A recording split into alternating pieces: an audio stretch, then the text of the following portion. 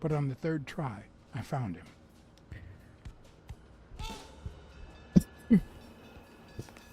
What's up, everyone? This is ACDC's TNT. Just came back on Blacksad, trying to get all the collectibles. Hey, Jake. Not now, John.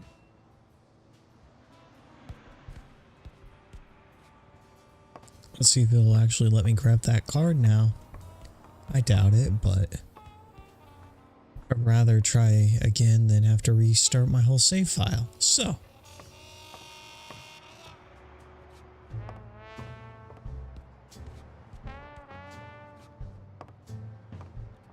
you know what? That's a long shot, but maybe if I spy through the window? In fact, is that really a card or is that trash? I'm gonna be really annoyed if that's literally just trash I've been looking at this whole time.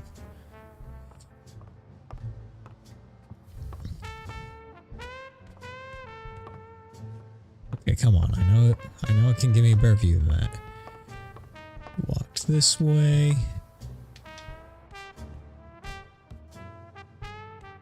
I don't know. Alright, whatever. I'm just gonna assume it's trash.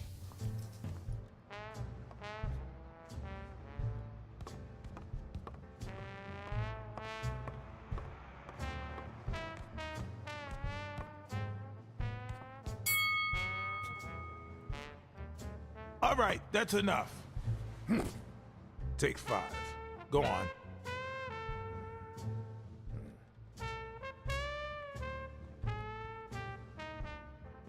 What, John?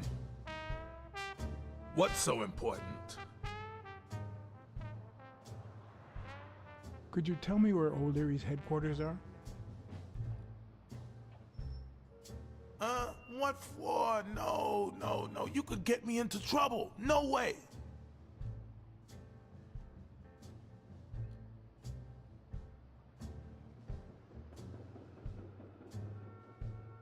You lied to me yesterday, and being the good friend that I am, I kept your secret.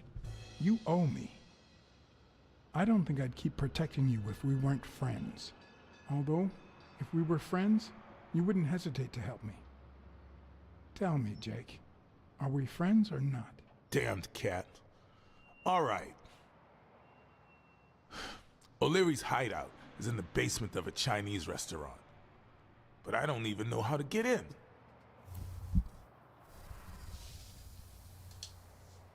Well, I'll see you tonight. See you there. Ronald, the break's over. After 30 hours of work and several beatings, every bone in my body ached for a bed. Now it's my turn. So I went home to recharge. Because the night ahead was bound to be promising.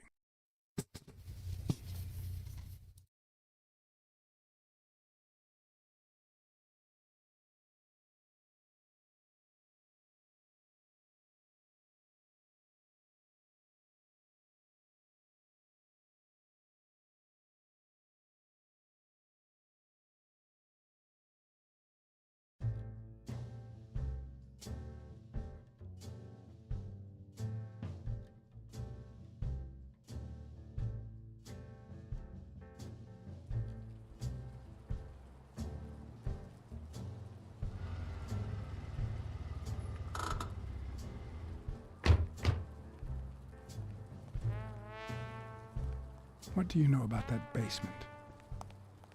Well, let me think. Nothing? Come on, Jake, for Christ's sake. Strain that little boxer brain. You must know something. I've come to get O'Leary several times, but they always make me wait in the dining room. One day it was so late that the restaurant was closed. They made me call from a payphone in that alley over there to let them know I was here. A few minutes later, O'Leary came out the back door, that red one there. All right. You stay by the payphone. Wait till I'm inside. If you see anyone, call the same number you did that one time. Let it ring twice and hang up. Got it? Screw you. A promising night indeed.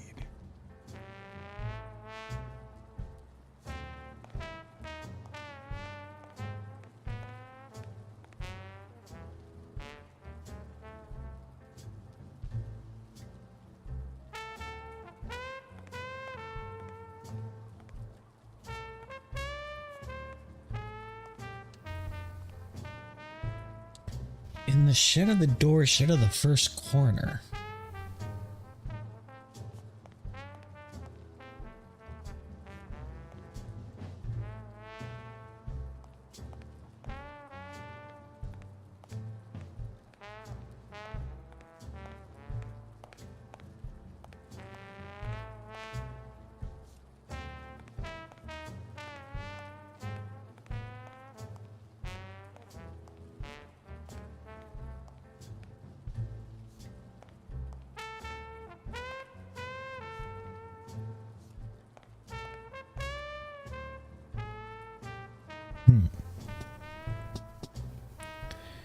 In the container in the background. Container in the background.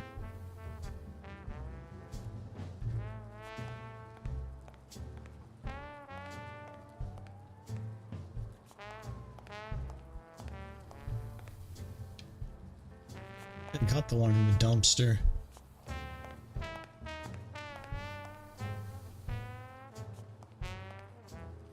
Okay. And the trash can dumped on the ground next to the rest of the containers.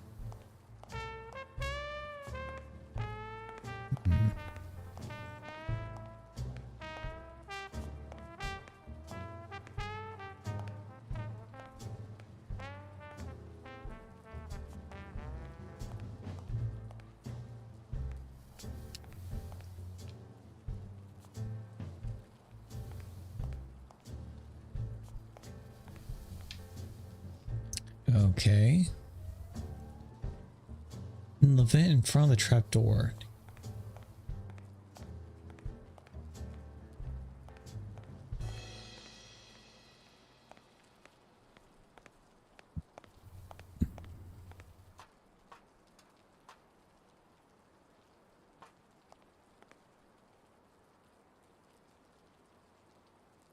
The vent near Jake.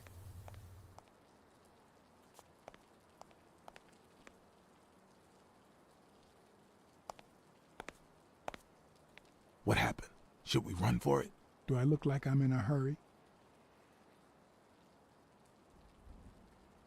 I'm gonna take another look. Keep your eyes peeled. That's next to Jake.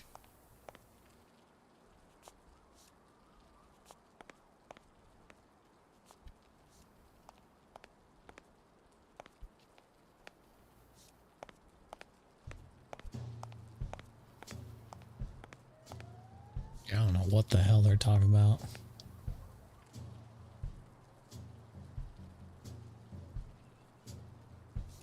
The corner tire in the opposite direction of the camera. What? Can I walk past you? I don't think so.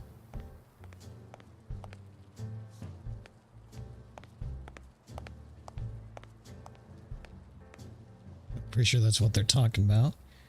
On the emergency stairs above 6. Oh, what the heck? Hello?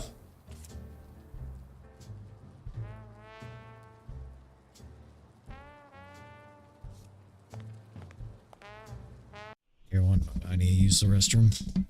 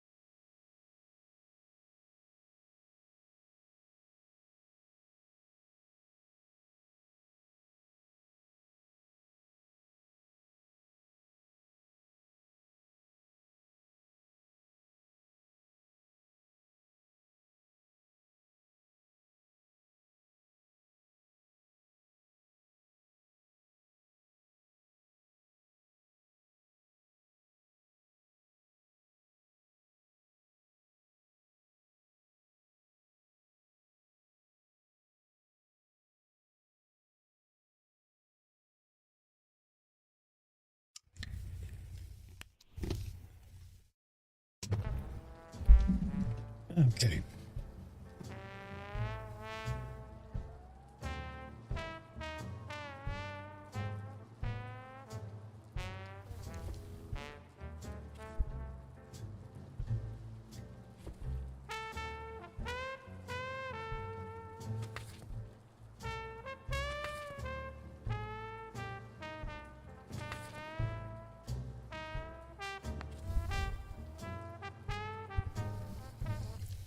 Okay, we're not missing that many, but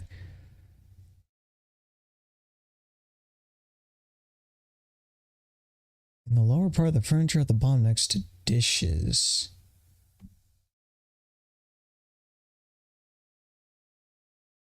Oh, wait, there's another one? Potentially.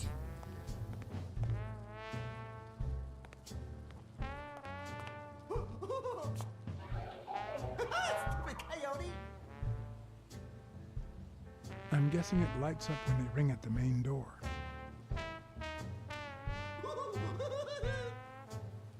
Does he need a shotgun to deal with suppliers?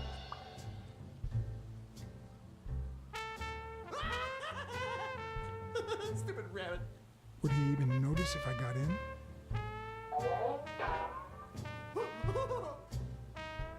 Stupid coyote. Something tells me he'd notice me no matter how stealthy I was. Stupid pig.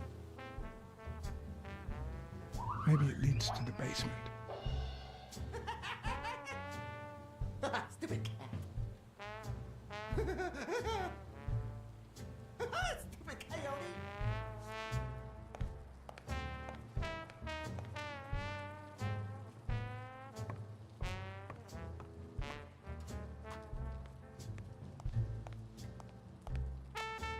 Are you done? What do you think? I need you to go to the front door and ring the bell. All right, is there a bar in that alley? Have you been drinking? Count to 30, ring the bell, then run for the car. Got it? Whoa, you better send a bunch of Italians my way after this. So, now what are you gonna do? I'll open the door with my lockpicks. Once I'm in, I'm still not sure if I'll take the hall or the door on the right.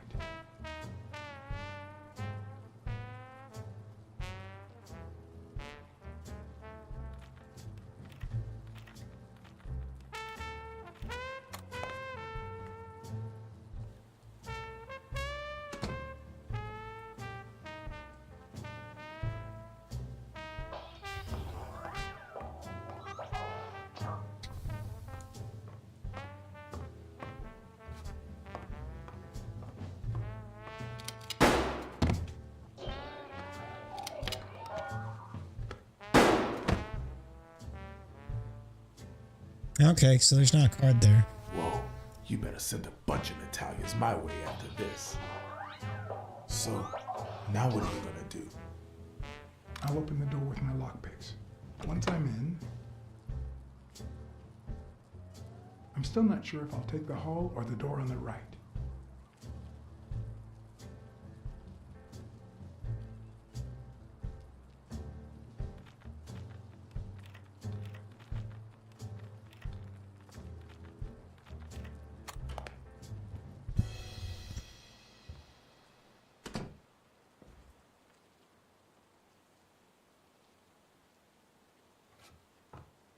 The lock on that door was not your standard model.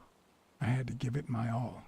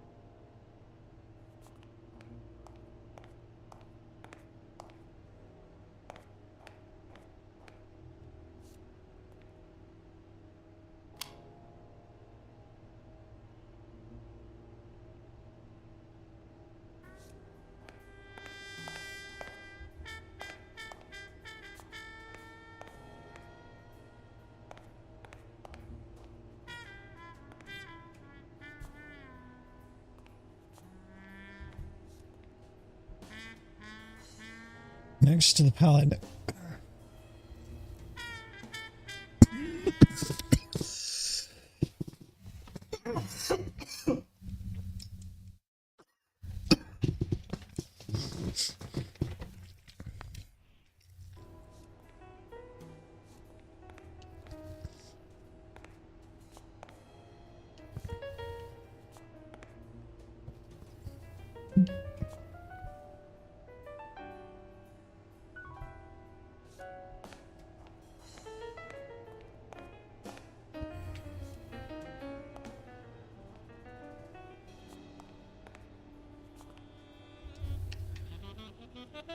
Why do they have so many paper notes? Do they get that many orders?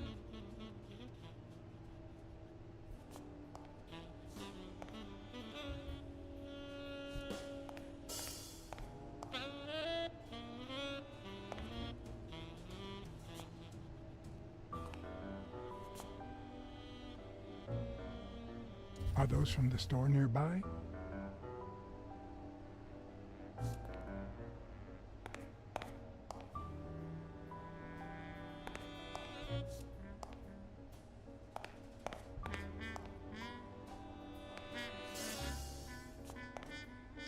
Okay, I'm having a hard time getting the camera to change its angle.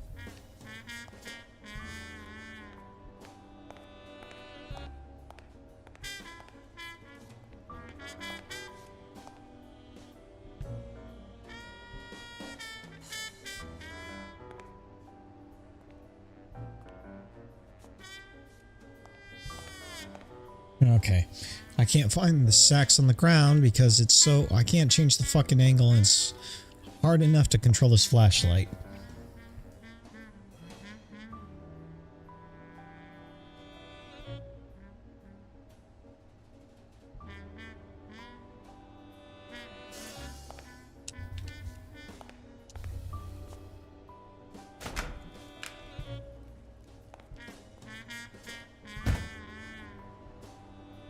Right side of the fridge door.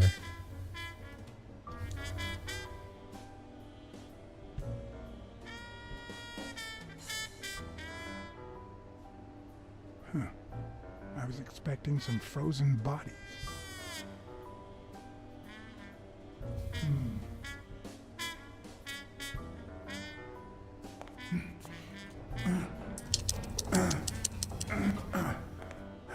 It won't budge.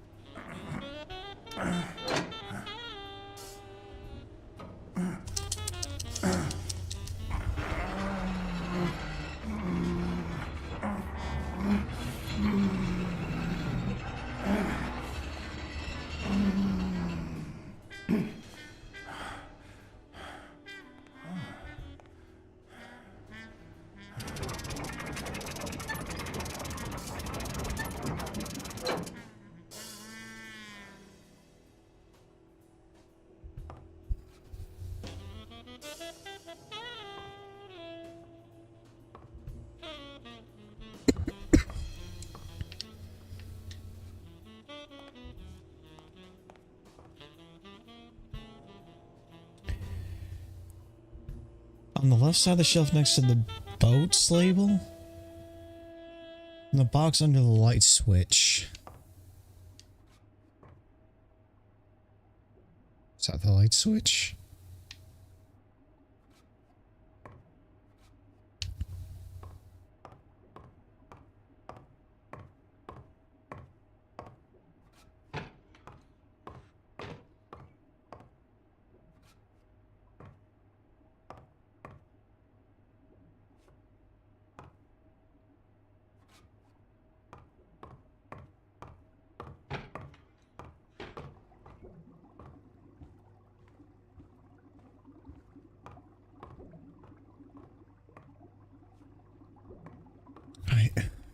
don't know what the light switch is.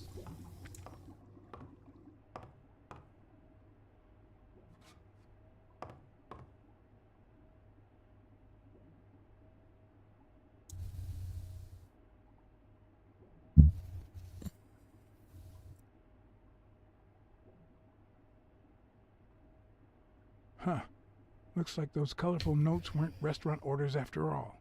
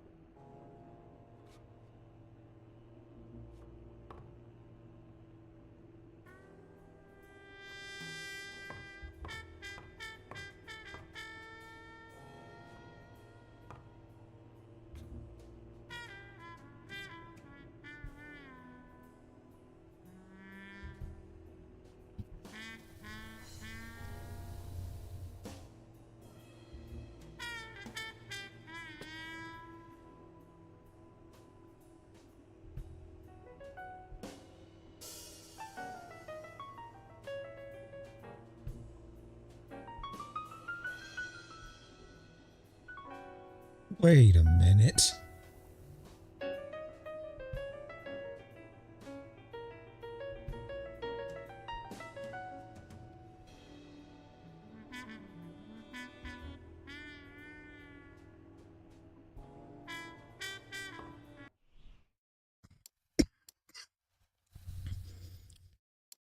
I'm gonna replay a section because it sounds like I was reading the instructions wrong because they're poorly translated from, oh, cool.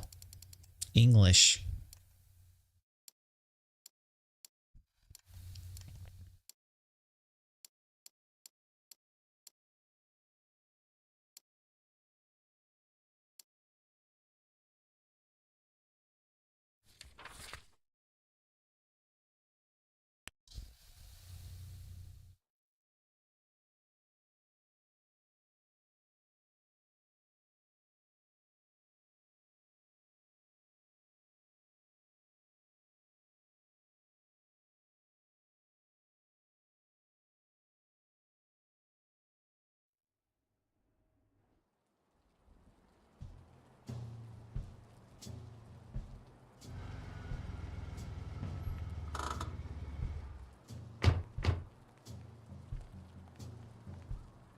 What do you know about that base?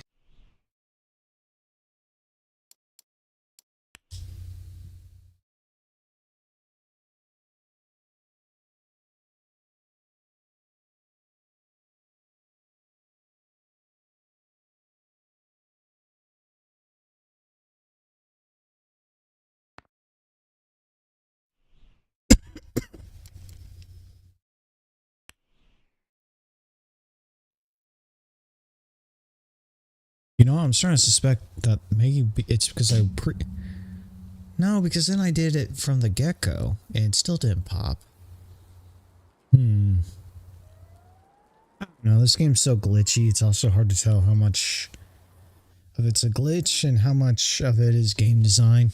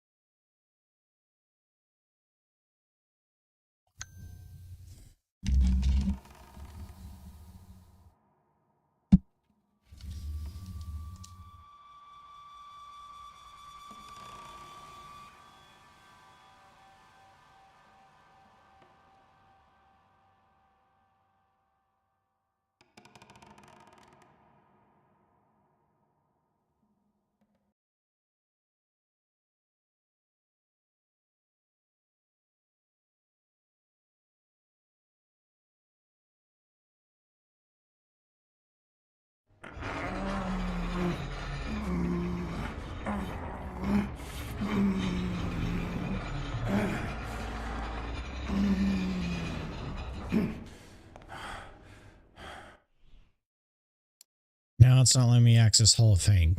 That's cool.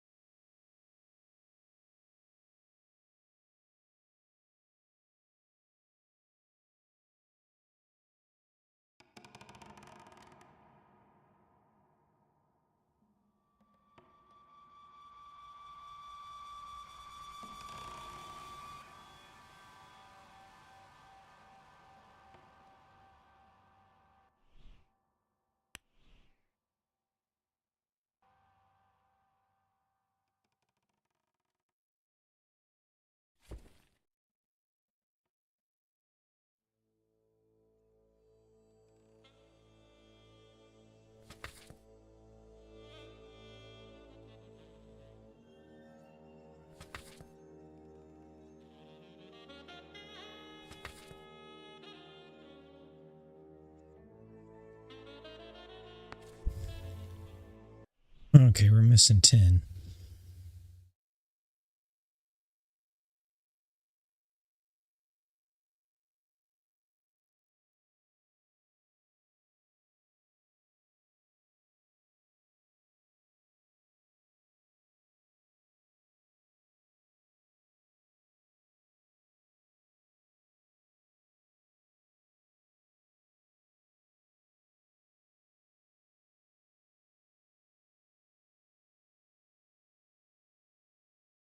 Like, I'm just gonna continue and hope for the best.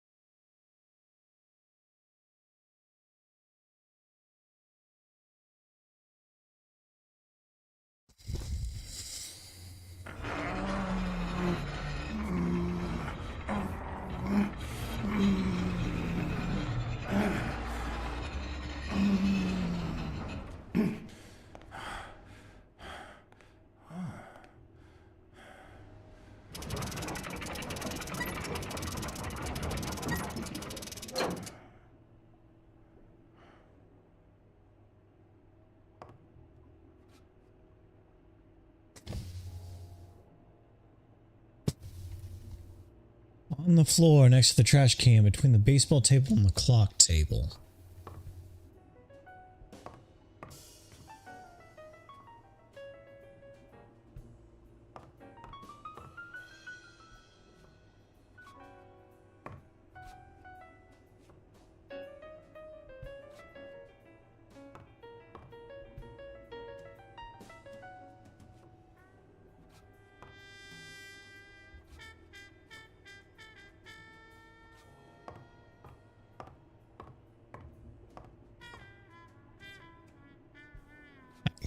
I must say no.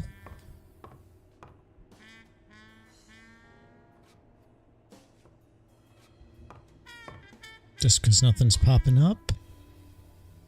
Okay. And the hat hanging on the hanger.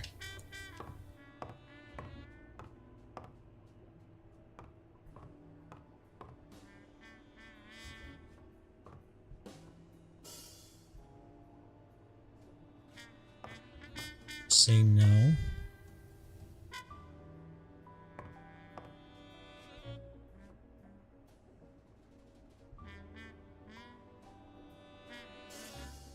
On the left side of the shelf, book point one of them. What?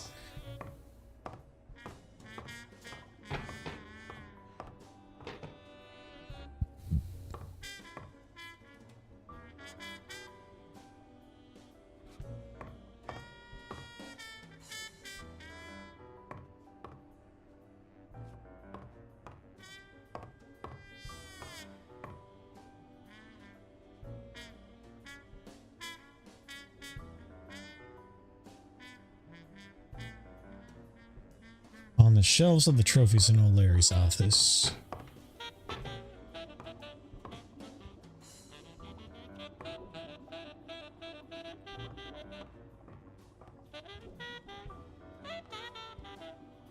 Ah. There's one, finally.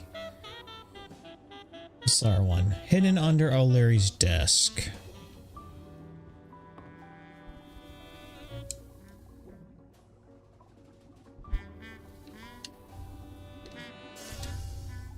I don't care. Oh, he's gonna open it up anyway. Limited edition copy 2 of 3. We listen, if you call it listening, to the sentimental romance. Your eyes act like the moon.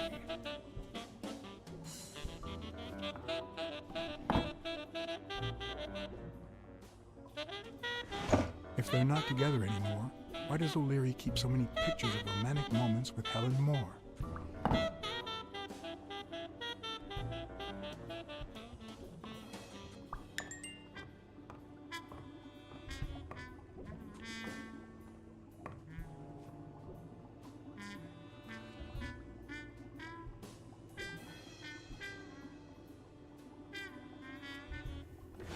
Even Dunn had a gun in his office.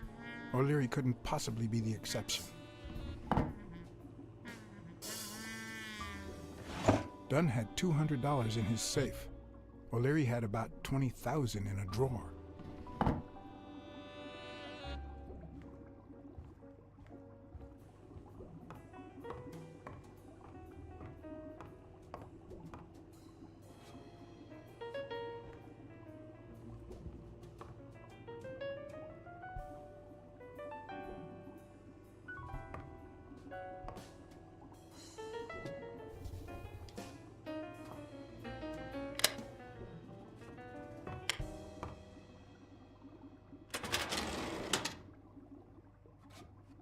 The painting concealed file after file of celebrity reports with all sorts of shady information, ranging from S to Z. Almost all of them were athletes. Is that what O'Leary meant when he said that detectives and police officers were his friends? I wonder how many spy for him. If I were to pitch in, who would I spy on?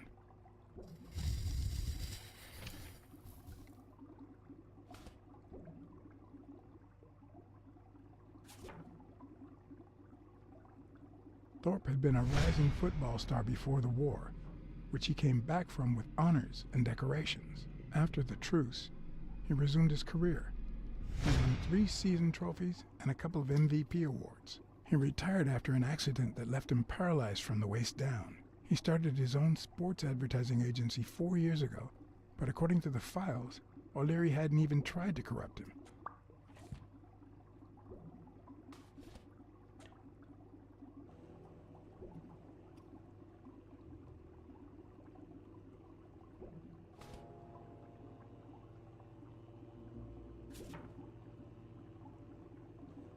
According to Stone's report, he was so clean, not to mention hard to corrupt, that O'Leary opted for a more subtle strategy. Apparently, when he broke up with the tennis player Helen Moore, he set her up with Stone. Lucky for him, they hit it off. As I put away the report, I stopped in my tracks.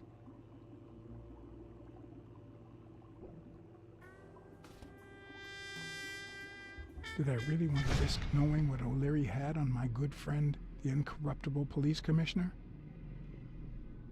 To be honest, if Smirnov had anything to hide, I'd rather not know about it.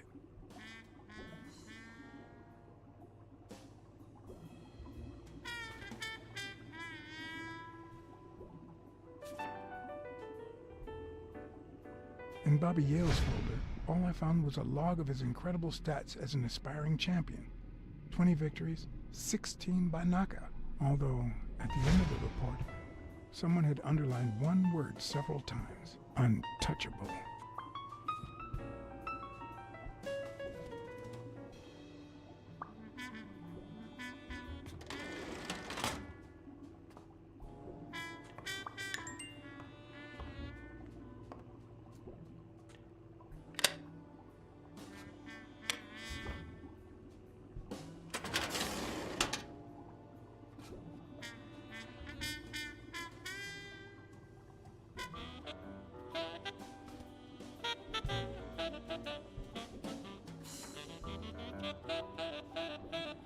Helen Moore's file was, by far one of the juiciest. She had been just a run-of-the-mill tennis player until O'Leary launched her career by rigging enough games to help her climb the ranking. However, O'Leary hadn't fixed any of her games in over a year. In spite of that, she remained undefeated. Be as it may, it was clear that O'Leary had enough information to ruin her career.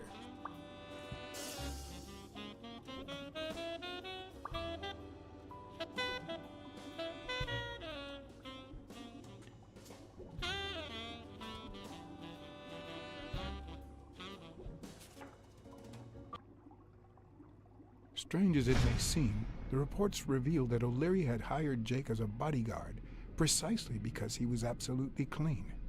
Apparently, he liked to surround himself with honest people when he mingled with the high society.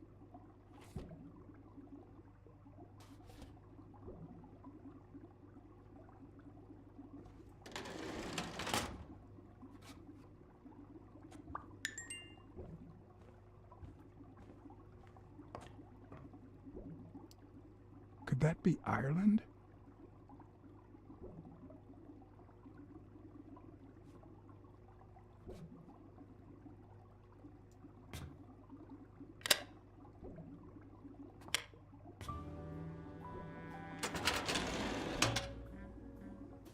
Luckily or not, files N through R included no one that I could somehow connect to the case.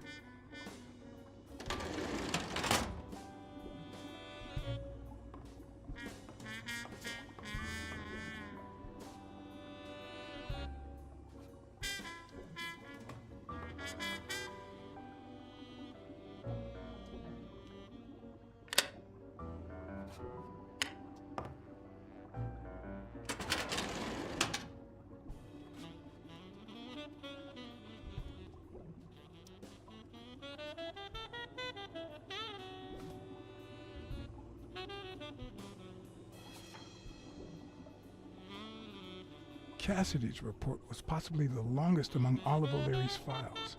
Apparently, the rivalry went way back. So much so that they spied on each other in the most unthinkable ways. At least I was able to confirm what Yale had told me. Cassidy had threatened Dunn after he refused to join the managers' union.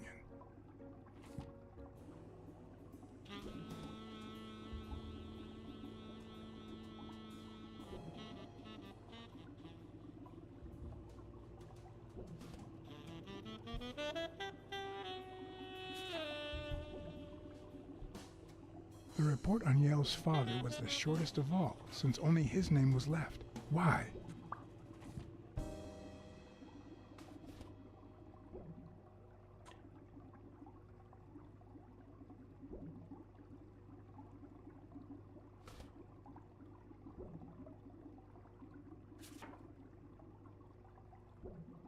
Dunn's integrity was legendary, even in O'Leary's shady reports, just like Yale had said. Dunn had kicked one of O'Leary's men out of the gym when he found him snooping around.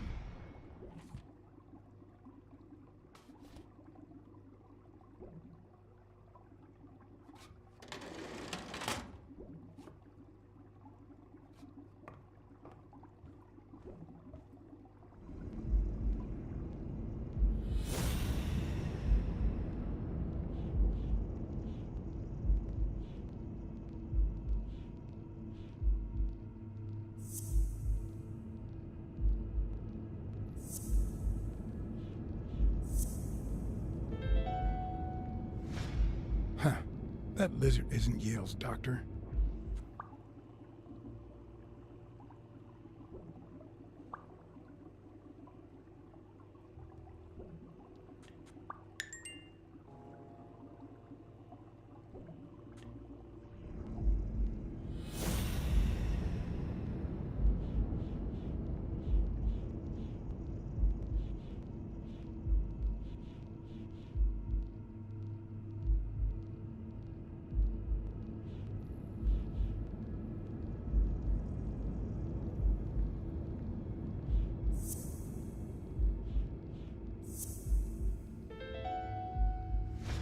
I'd say O'Leary has threatened Stone with ruining Moore's career.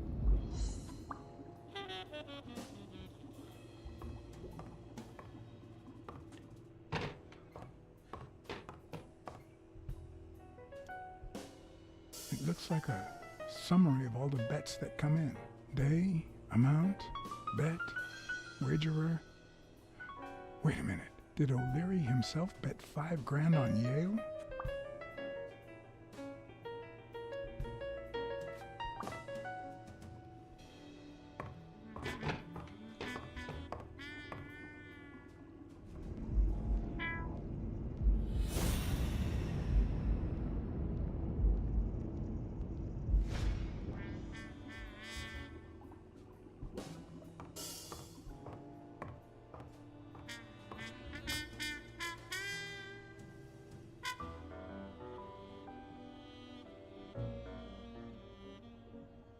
Does O'Leary have a network of pals?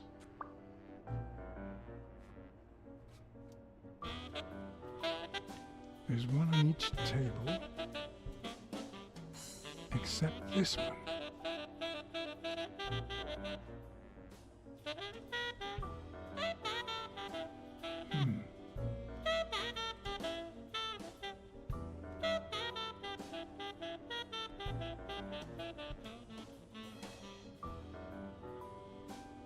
Huh. Looks like those colorful notes weren't restaurant orders after all.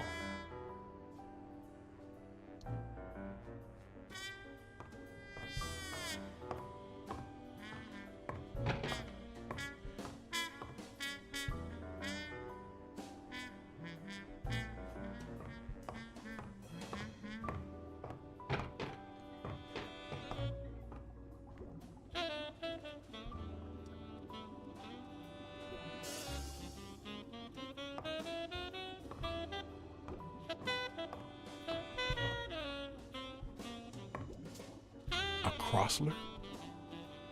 The good news is, I don't need lockpicks to open it.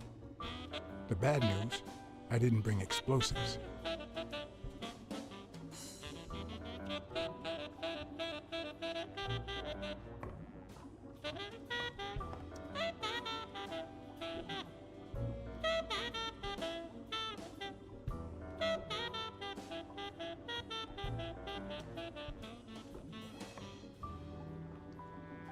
I'd say that's Ireland too.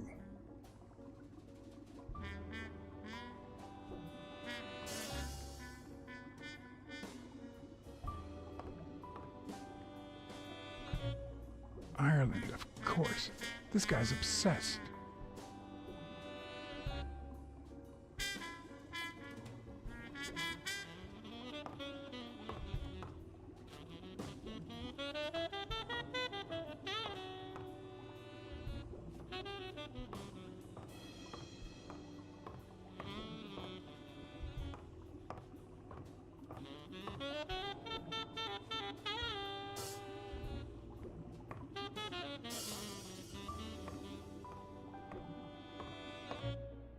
Wow, I didn't realize you could place so many bets on a single baseball game.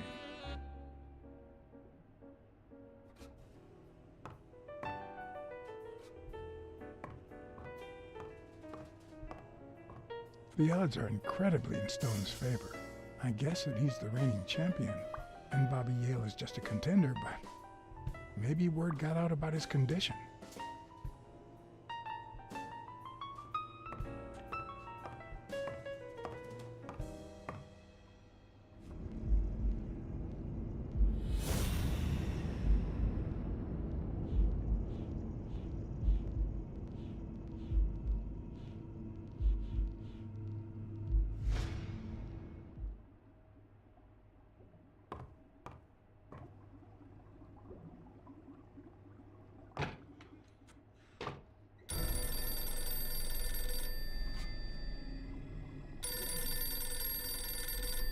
Jake.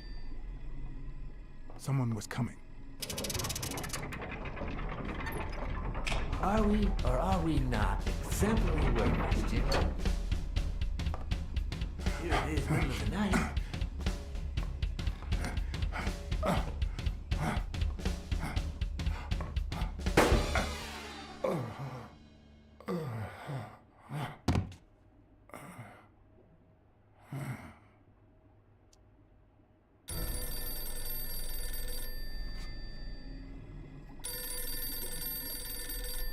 Jake. Someone was coming. Are we or are we not exemplary workers, Jimmy? Here it is, middle of the night.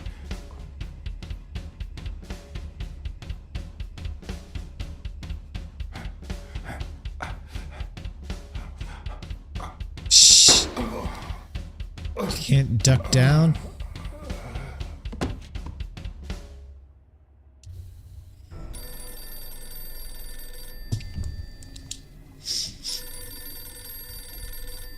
Jake.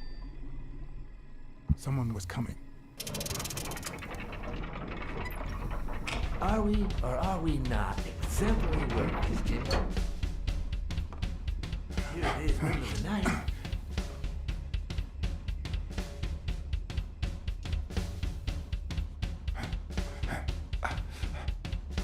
Okay.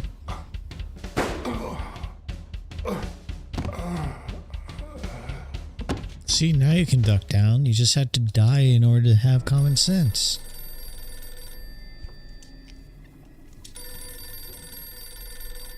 Jake.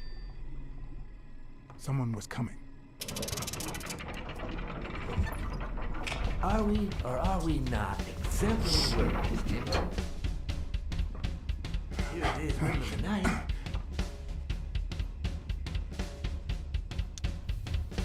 And we're working extra hours.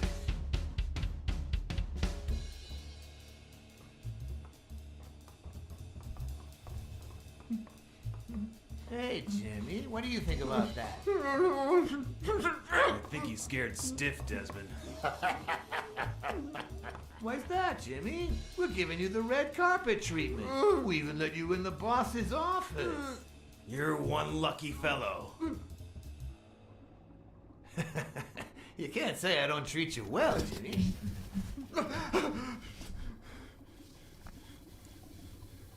Yeah, Speak, you moron. very well. Why are you... Shh. Calm down. How long have you worked for me, Jimmy? 3 months. 3 months. Oh, yeah. I hired you right after your cousin Martin died. I need your opinion. How would you punish someone for ruining an innocent man's life with a hit and run, Jimmy? I don't know. And tell me, what about you, Wilson? What would you do? No, please. I didn't do anything. I swear.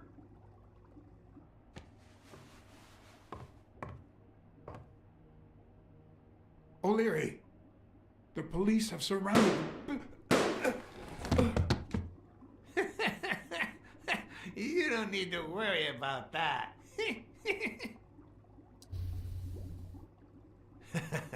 You can't say I don't treat you well, Jimmy.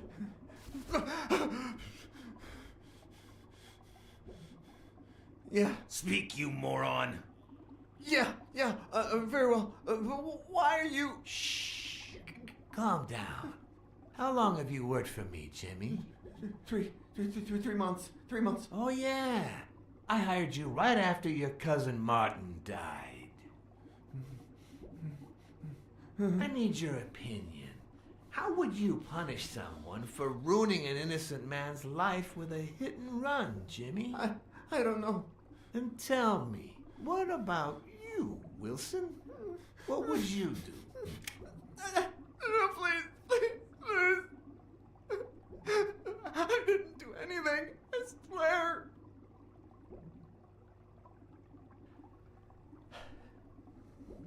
He was a good guy.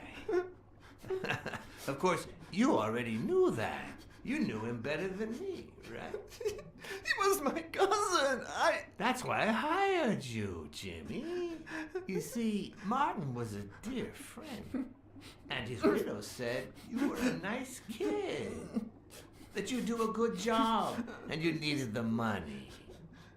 And I have a soft spot for those in need. Please. But, you know what? I talked to her just yesterday. She told us you did some naughty things to her with that gun, Jimmy. No. That's no way to treat a widow, is it? She's lying. Why would I do that? What about the kid? Are you so sure you know how long a kid can hold his breath? With his little head inside a toilet bowl? Son of a bitch. I didn't want to. It was his idea.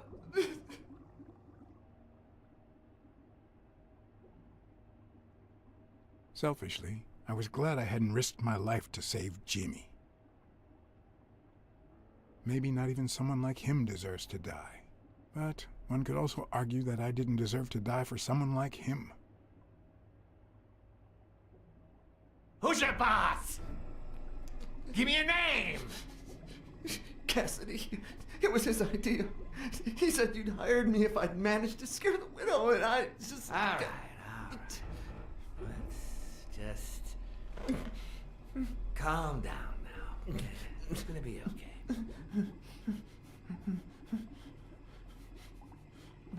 There are two sacred principles that rule my life.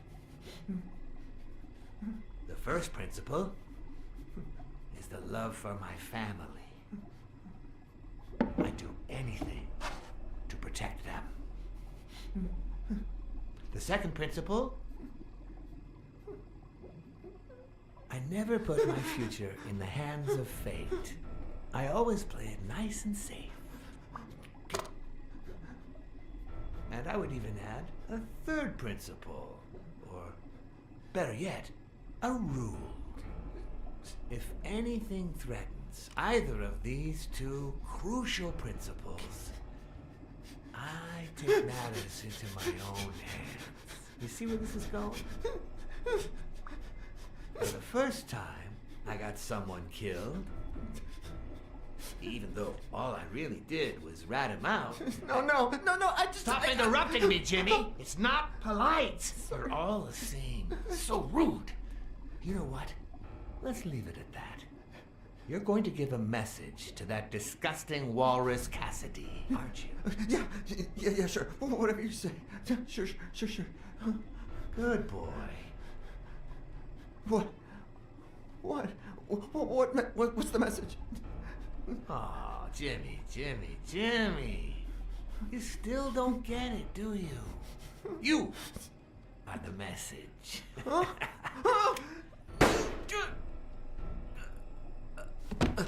Come on. Wrap him up. Make sure Cassidy gets the message for breakfast, will you? I hope he chokes on it. Got it.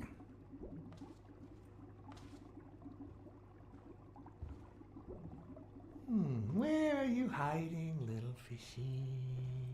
Once again, you didn't get to hear the end of my story.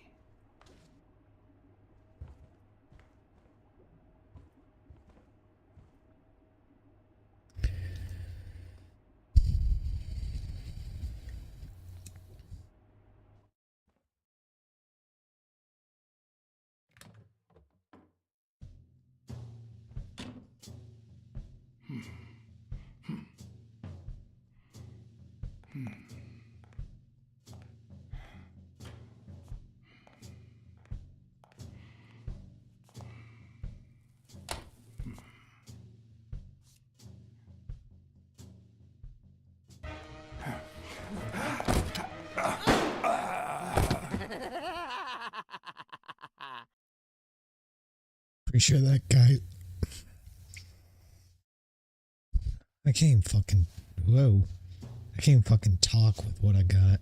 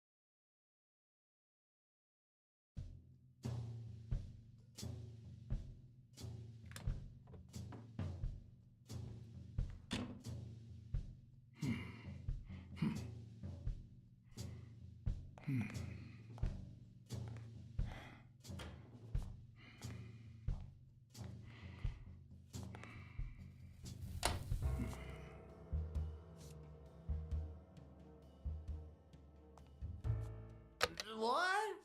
Just where do you think you're going, putty cat?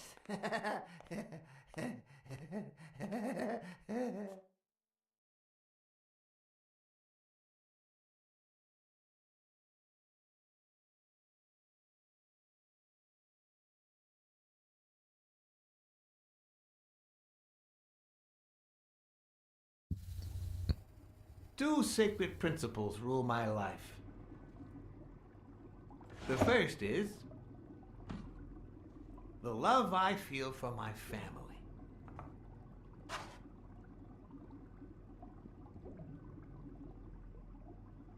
The second, You I always play it safe. You think you're funny, don't you, Blacksad?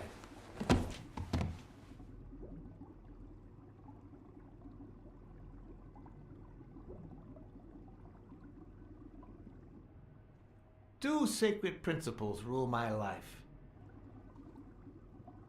The The love love you I feel feel for for... Ireland. What is going on today? You can't kill me. I'm immortal.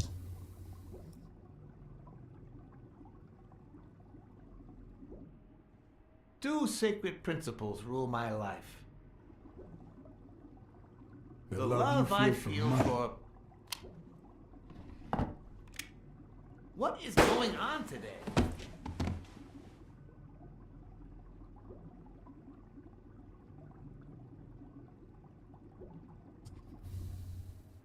Two sacred principles rule my life. The first is the love I feel for my family.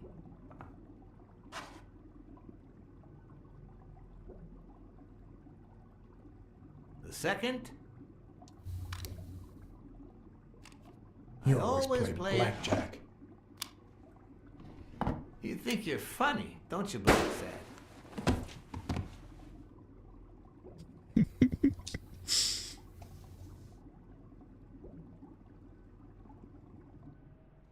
Two sacred principles rule my life. The first is the love I feel for my family.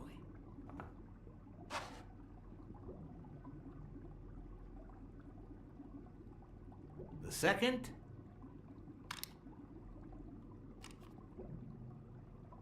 never leave destiny in the hands of fate. I always play it nice and safe. And I'd even add a third principle, or better yet, a rule. If anything threatens either of these two principles, You I take take matters into your own hands. Seriously, what just happened?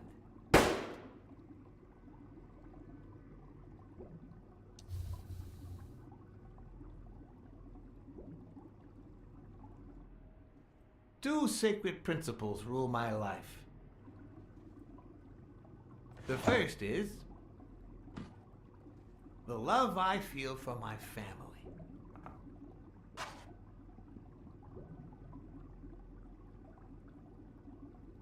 The second,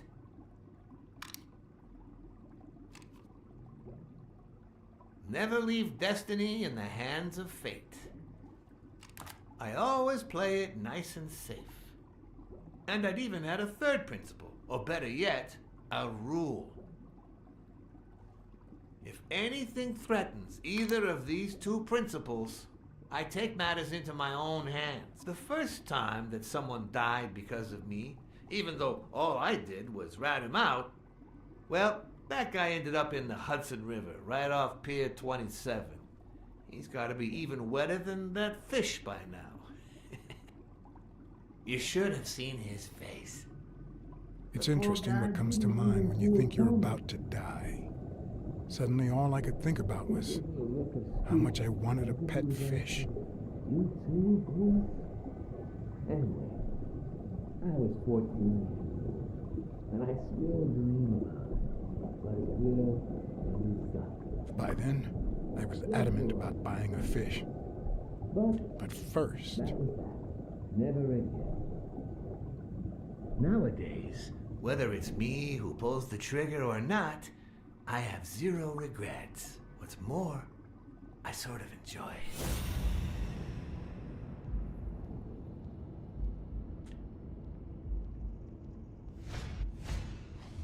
in case anyone had any doubts about who's the boss around here, I'll put my dirty feet on his luxurious table to prove that all of this is mine.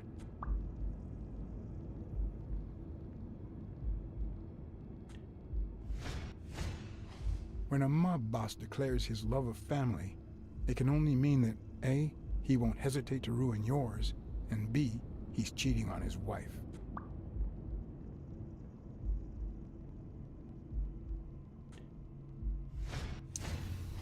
The guy never hesitates to pull the trigger. Even if I hadn't seen what he did to Jimmy, I'd know he's not bluffing.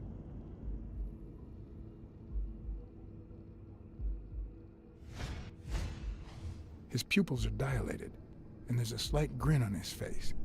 The bastard is enjoying himself. I knew I had it in me to get out of that place alive.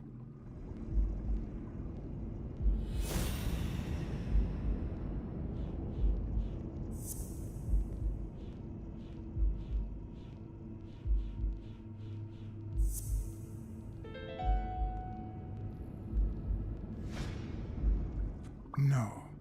O'Leary's wife is having an affair with Colbert? Should I serve this to O'Leary on a silver platter? Or threaten Colbert so he'll get me out of this mess? And, well, that's it, I think.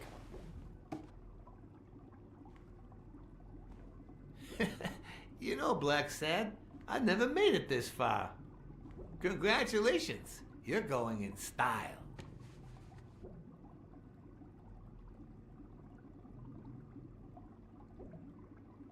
Silent, but in style.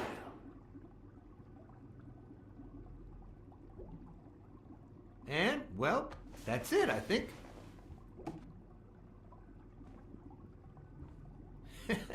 You know, Blacksad, I never made it this far. Congratulations, you're going in style. I didn't want to interrupt you because I respect you and your word, but I'm actually here to help. Your wife is having an affair with Colbert. What? Me? No way. Well, here's the thing. I don't respect your word. And since you brought me no proof... Check my coat pocket, on the right.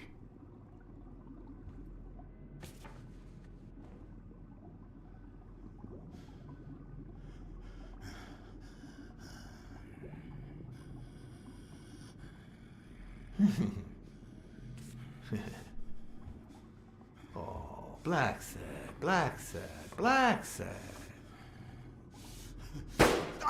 Oops. Thank you very much. And sorry for jumping to conclusions. First, you get a random beating from my men. And here we are. When you shared what you'd found in Yale's apartment, well, it made me sort of want to trust you. But as you well know, you can't trust anyone in this world. Take it. It's only fair.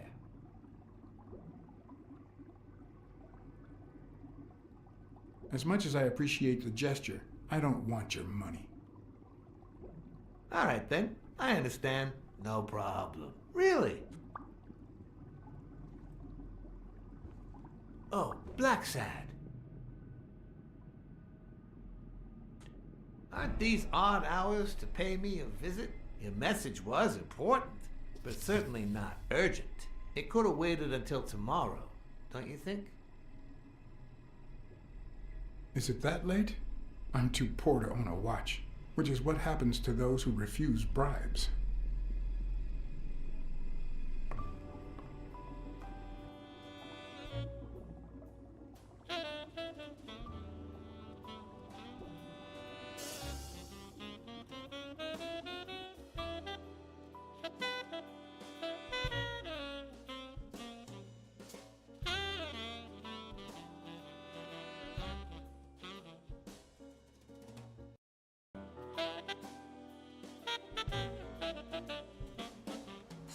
I wish I was a noir fiction writer. At this very moment, I could write a couple of pointed, ironic remarks for the narrator to recount what I just lived through. The dark, crooked alleys of New York reminded me of the state of my own soul. No. Fall loomed over me with the... Fall struck me with the full force of my long-lost youth. Nah, not that. Fall descended over me with the full weight of a guilty conscience. God, that's worse.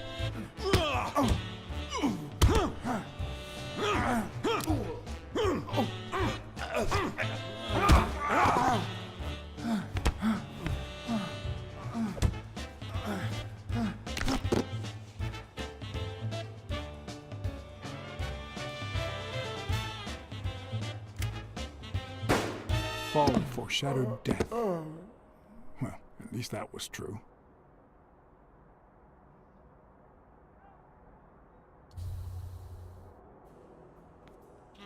Fall loomed over me with the... Fall struck me with the full force of my long-lost youth. Nah, not that. Fall descended over me with the full weight of a guilty conscience. God, that's worse.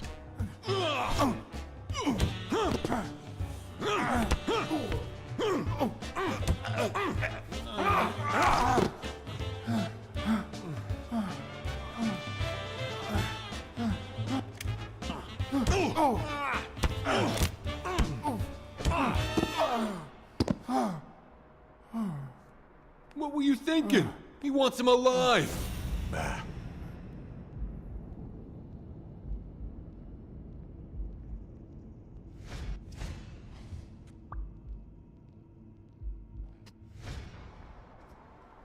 I felt fall seep through my bones like the pain of a good beating.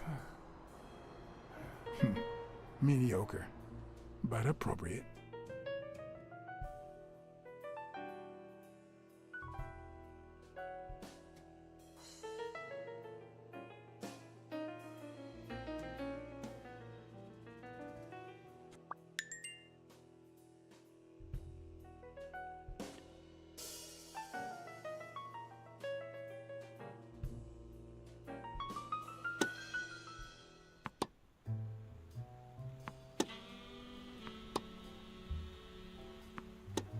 Against all odds, next morning I got up bright-eyed and bushy-tailed. And I had my kind, unknown assailants to thank. The beating had taken its toll, but for the first time in months, I had slept like a baby. Oh, come on, Helen, focus! All right, take 5. We'll work on that double backhand later.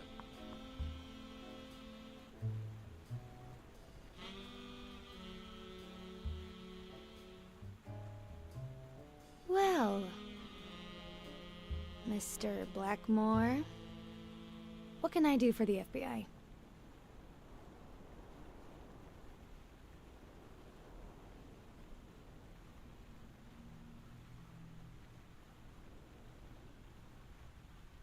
What every blue-blooded American should do. Ride the wave of success, on a global scale if possible. Yeah, sure. We have to beat those commies on every battlefield, be it in Korea, a clay court, or Wimbledon. But that's not what you mean, right?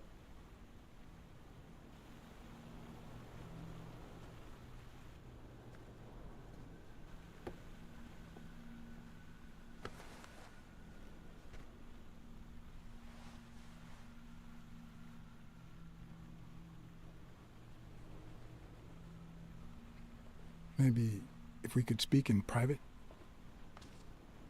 Alec! Coming! You've got 4 minutes, Mr. Blackmore, so... make them count.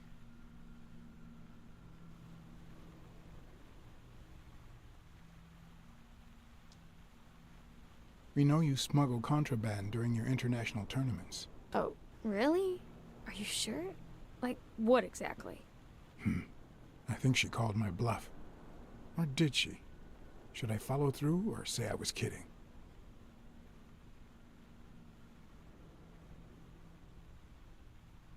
You smuggle jewelry. You're just making it up as you go, aren't you? To think I was starting to like you. Come on, what do you really want from me?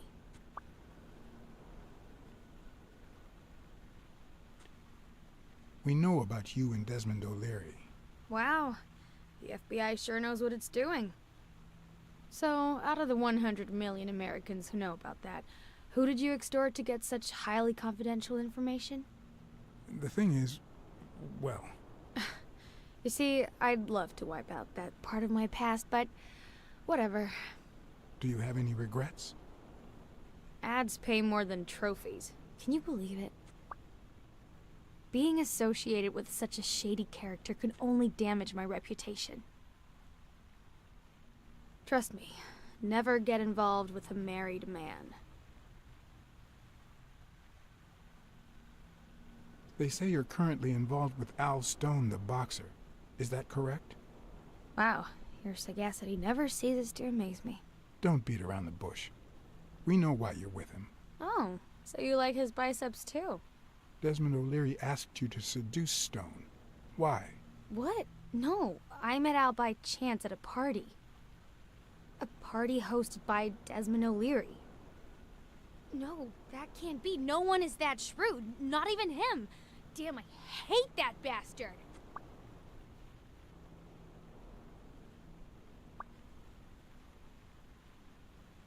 We're aware of at least 6 rigged games during your first year as a professional player. And? You won all of them. Are you trying to offend me? I give my all on the court.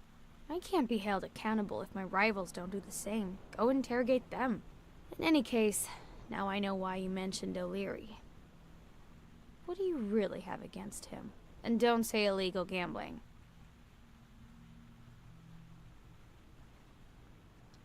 I'm sorry, but I can't reveal that information. Okay, let me guess. Smuggling jewelry. I'm serious, Miss Moore. America can't afford to let anyone shake its foundations like that. And America's sweetheart can't afford it either. Help us out. Talk to us. And why should I, Mr. Blackmore? What do I stand to gain or lose?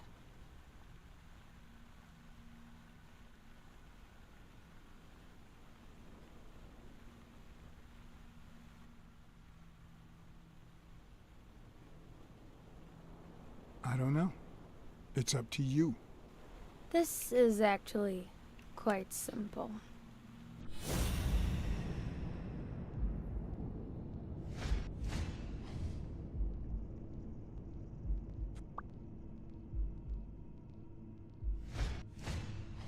One lucky gal. You have a light, sir?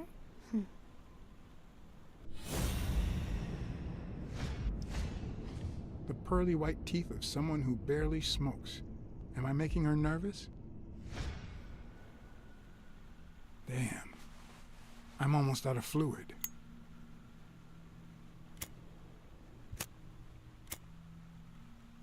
Wanna know my trick? Go down to start, then up with it, and then down again.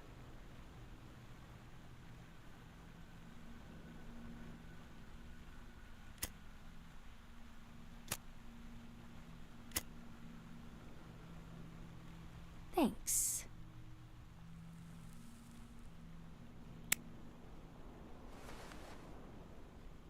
I don't know what you want me to say. You're trying to frame O'Leary, perhaps rightfully so, but I think you're barking up the wrong tree. Believe me, if I had the slightest... Come on, Helen. Time to work on your backhand. Let's go. Do you smoke?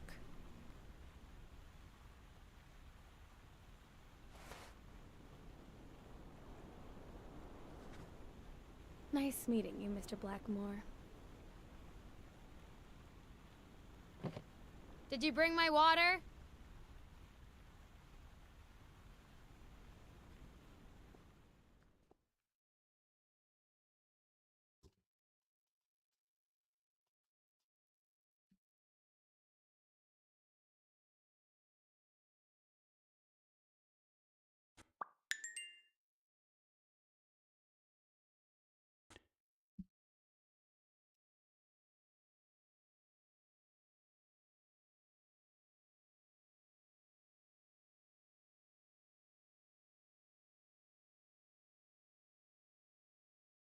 She tossed a cigarette in your face?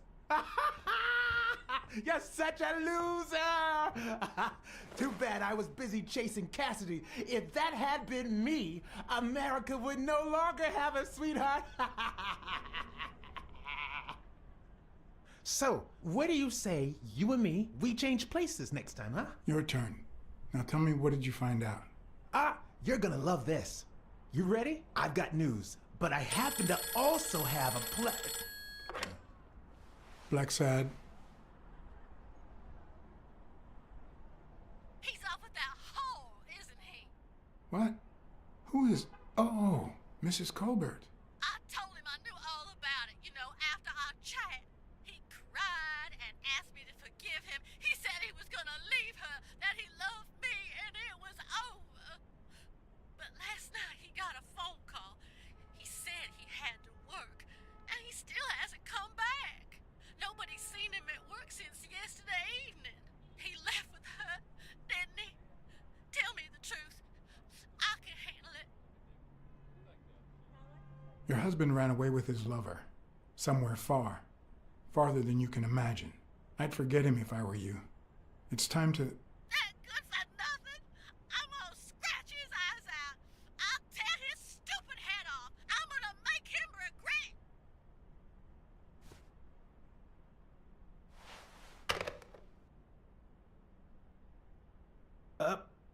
But what just happened? Is there anything you didn't tell me? Maybe.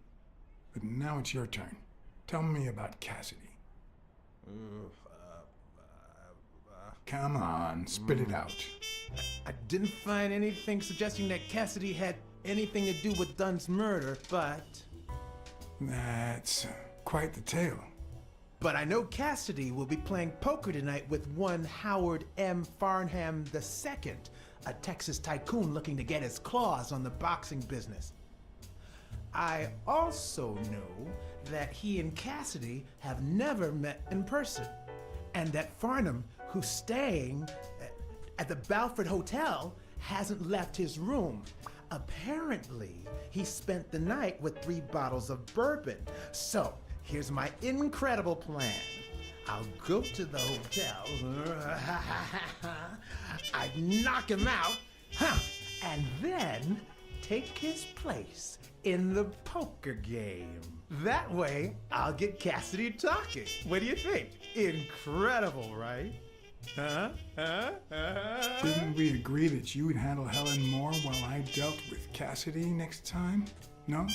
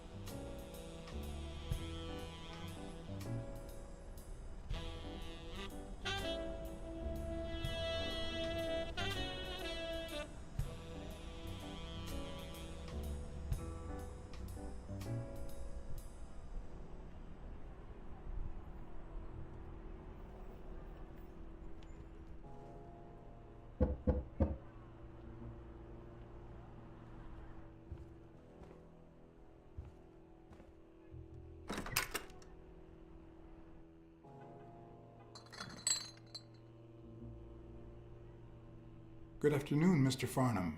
What's going on? Allow me to introduce myself.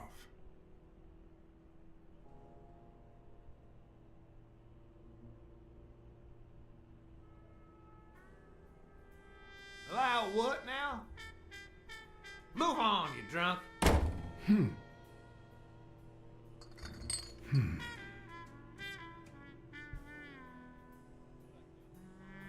Good afternoon, Mr. Farnham.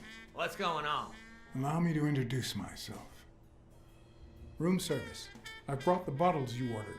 I didn't order me no drinks, and you're not wearing the hotel uniform. Move on, you drunk.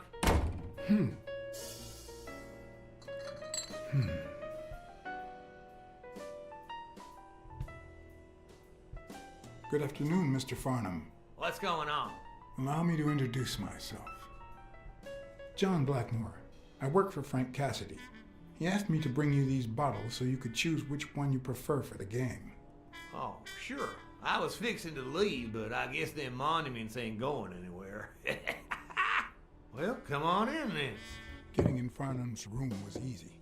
Earning his trust was another story. But I always have an ace up my sleeve. Blackmore? You okay, partner? The best way to earn someone's trust is to make them believe they've earned yours.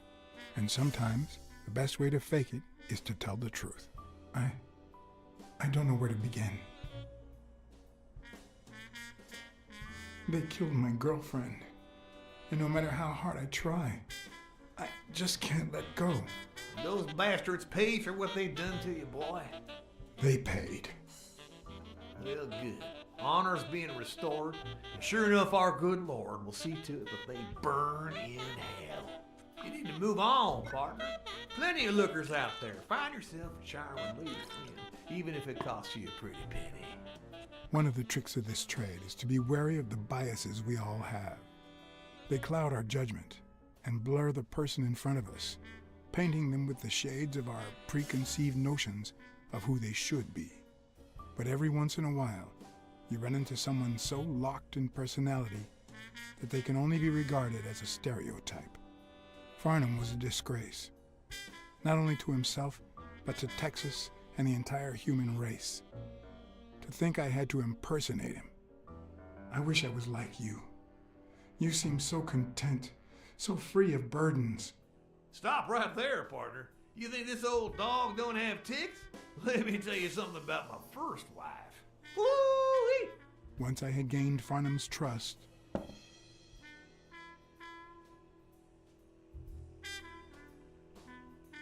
the hard part was deciding what I needed to know to become him and not get myself killed.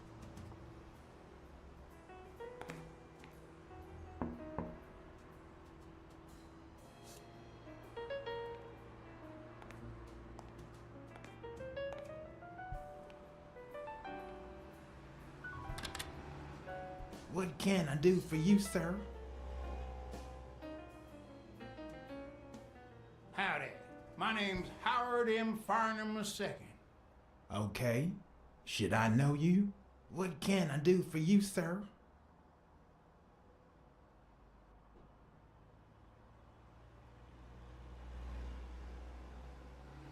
Well, I'm afraid I'm no mind reader. You have a good evening, sir. Wait,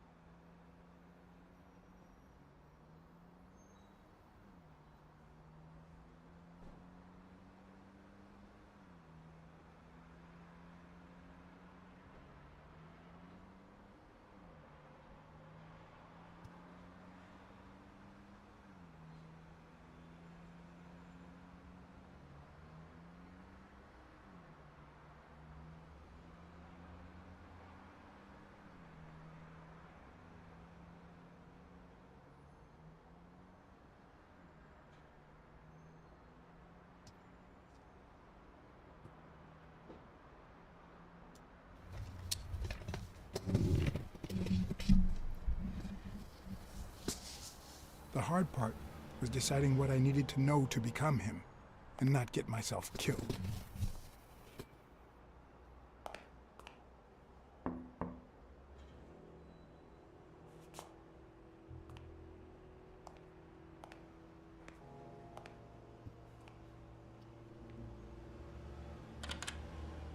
What can I do for you, sir? Farnham was one hell of a drinker. I had to get the information out of him before he drank himself unconscious. Otherwise, I'd have to find that information myself.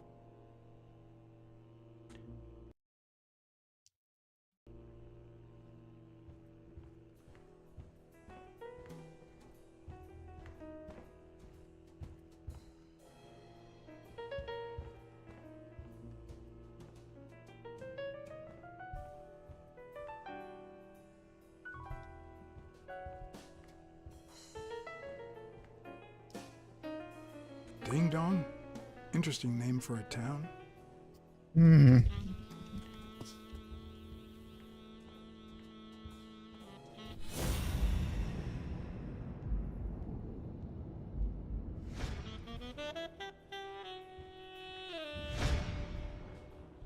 You have a good evening, sir. Wait,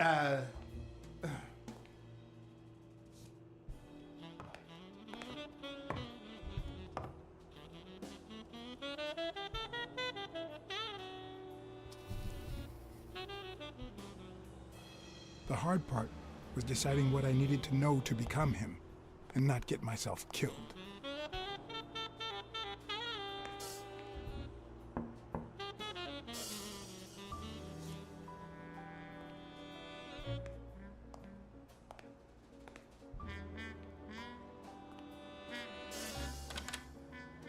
What can I do for you, sir? Farnham was one hell of a drinker. I had to get the information out of him before he drank himself unconscious. Otherwise, I'd have to find that information myself.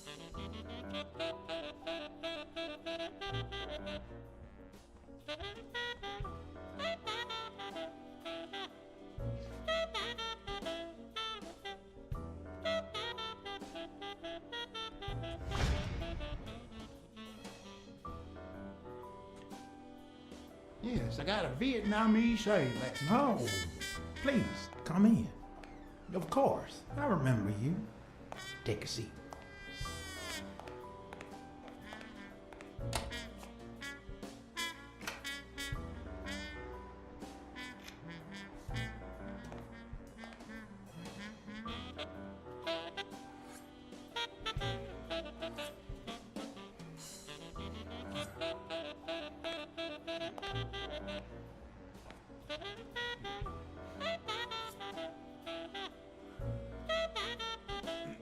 I'm sure you'll understand we can't be too careful.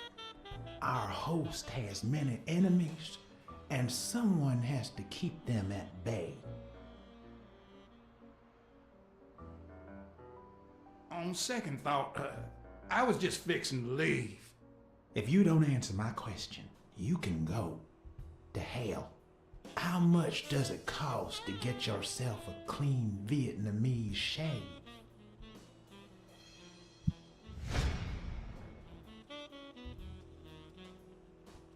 Mm-hmm. Live.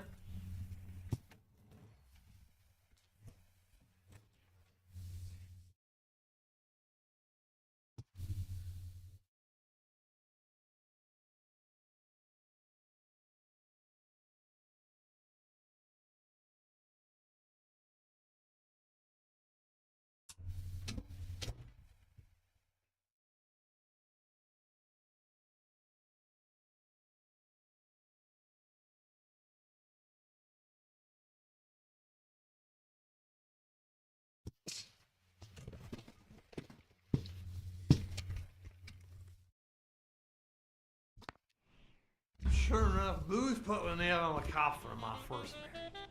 You know, the wife that caught me cheating with the maid. My second marriage, too. You know what I did to her daddy? Same old with several mistresses. So I decided to stick to my guns and only deal with hookers, even if I did end up marrying some. I feel you, Mr. Farnham. So I'm going to be honest with you.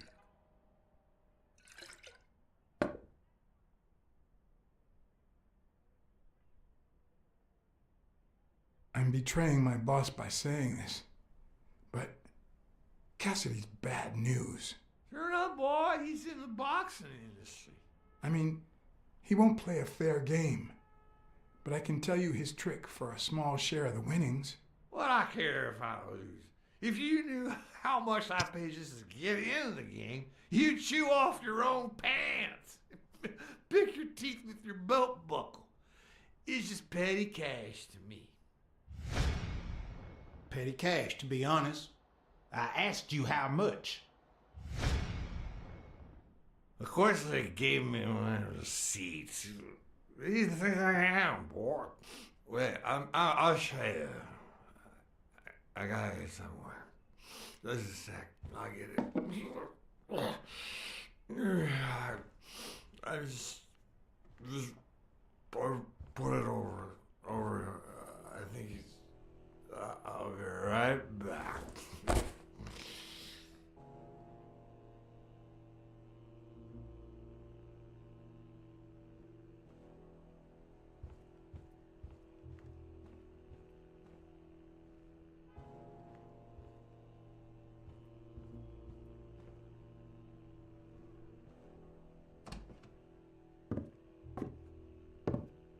Wait a minute.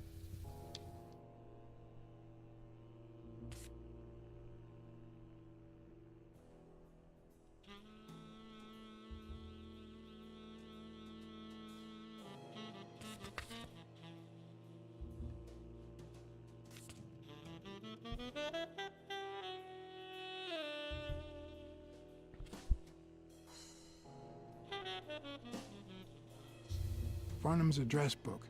Who knows what kind of shitty characters are in there?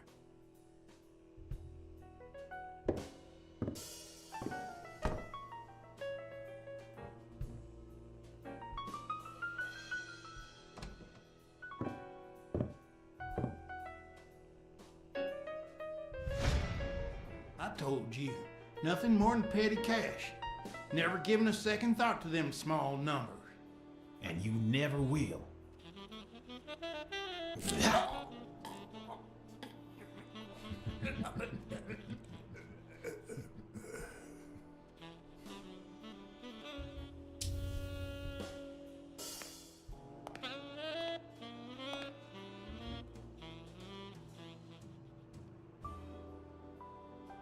Petty cash, to be honest. I asked you how much. Of course they gave me my receipts. These things I am, boy. Wait, I'll show you. I gotta get somewhere. Just a sec. I'll get it. I just put it over. I think I'll be right back.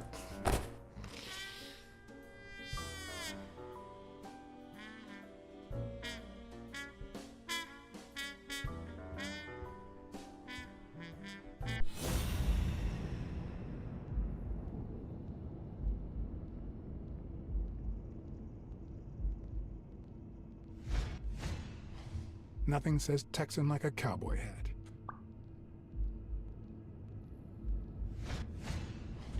With this and that hat, I'll really look the part.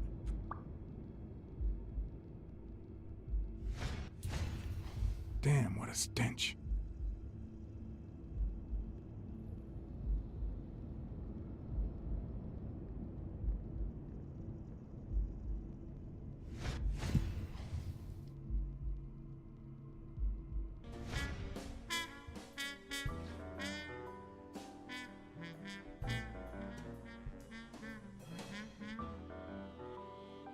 Why didn't you just say you had the receipt in your pocket?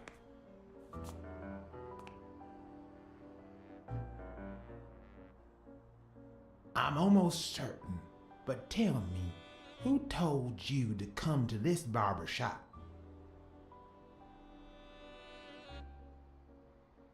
A friend of mine? Sure, just any old friend. Jeez.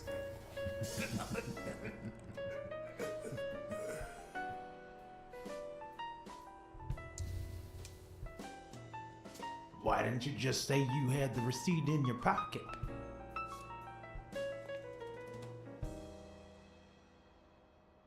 I'm almost certain, but tell me, who told you to come to this barber shop? Frankie Cassidy himself. Sure he did, because he likes to handle everything personally, but forgot to tell me.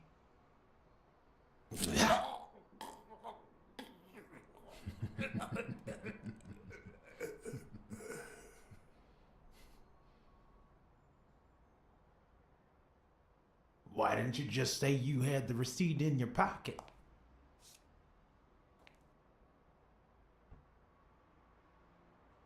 I'm almost certain, but tell me, who told you to come to this barber shop?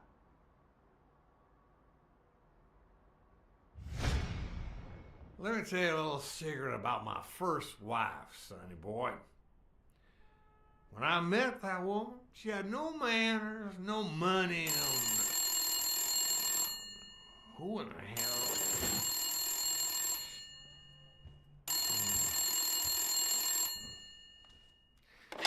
Farnham. My God, if it ain't the hero of the day.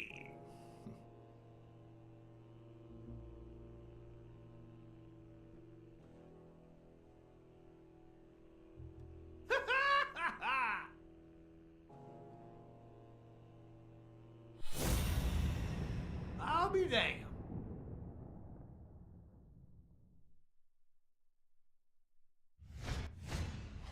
It's not going to be easy to sound Texan, but I'll give it my best shot.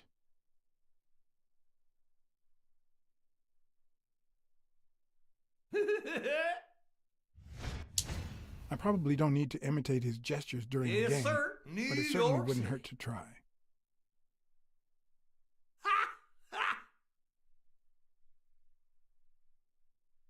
Sure enough, I'm fixing to play poker with him.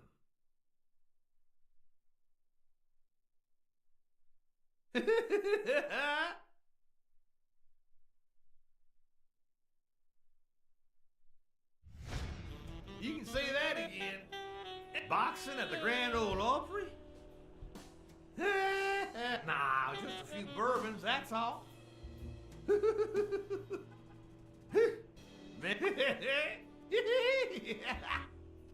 Anyway, Kenny, thanks for fixing the game with Cassidy.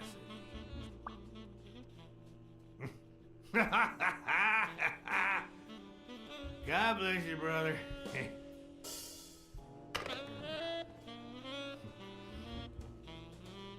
Craziest goddamn Texan in New York.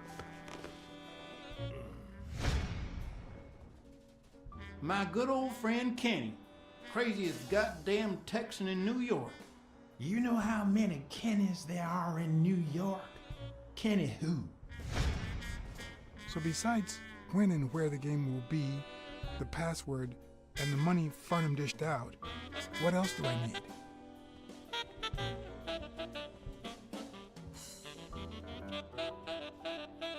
At least it's comforting to know that when Farnham drinks too much, his female companions have less of a hard time.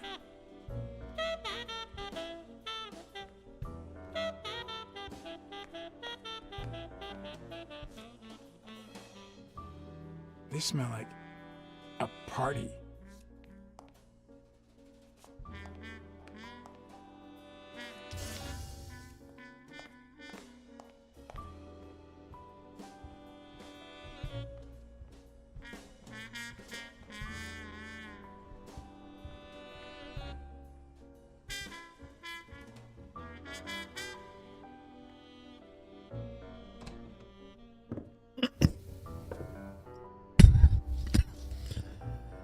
Luckily, there was only one Kinney in Farnham's address. Kinney Eats. presiding at...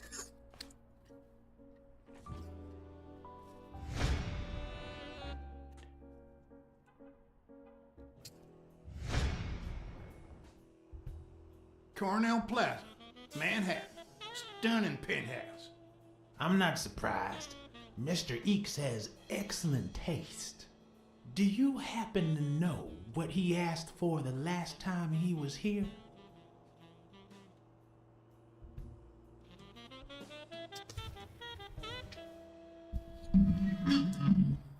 The same haircut as John Tracy, the actor. No, come on. You know this. A nice big pompadour, like all them country and western singers. No, not that. Think about it.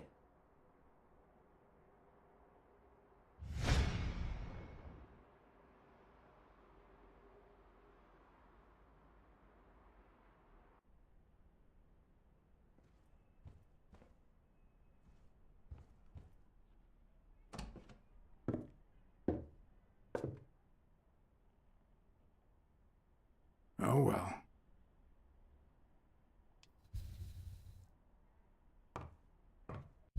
Okay.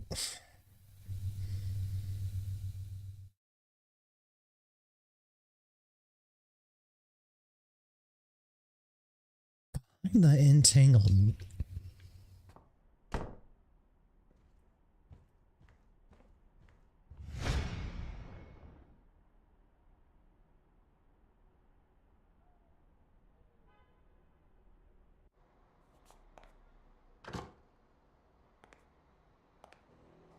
Don't tell me, Billy Bob.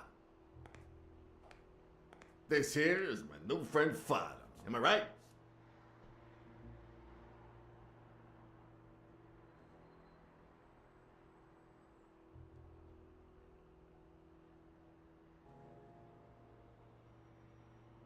You're right, sir, but he's not feeling very talkative today. Hey, come on. Let's get in there before they finish all the bourbon without us. I haven't frisked him yet, sir. I don't think that'll be necessary. Mr. Farnham here, he's an honest Texan. And I'm sure he'll hand over his weapon if we ask him to. Right?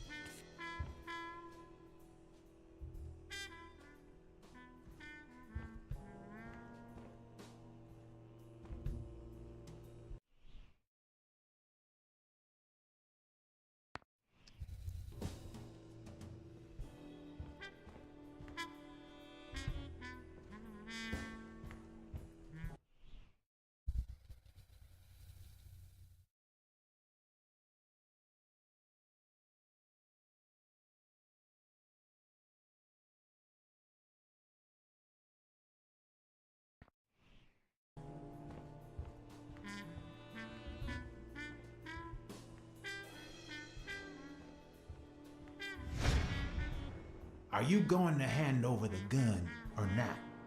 You know what? I'm starting to think that you're not trustworthy. And I hate wasting my time.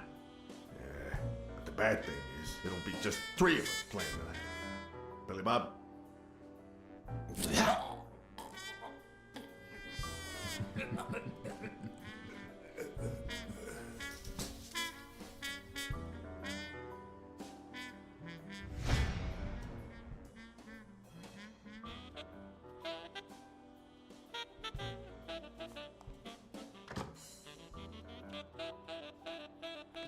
Don't tell me, Billy Bob.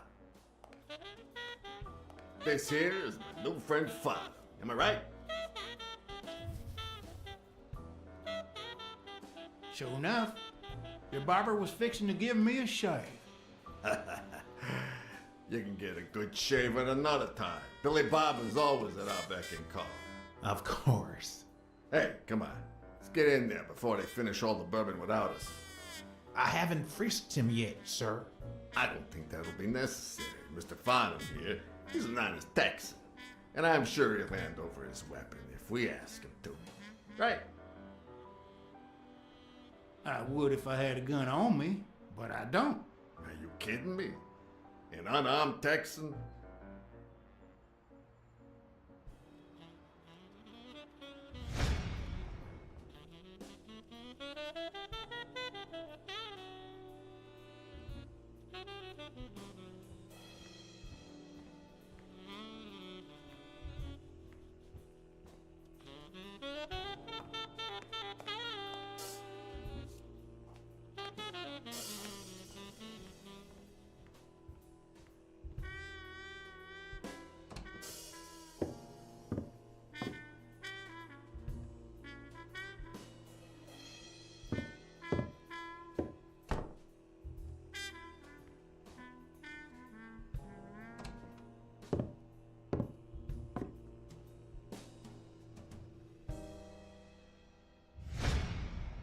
Are you going to hand over the gun or not?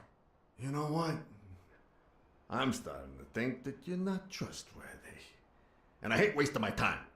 Yeah, but the bad thing is, it'll be just 3 of us playing tonight. Billy Bob?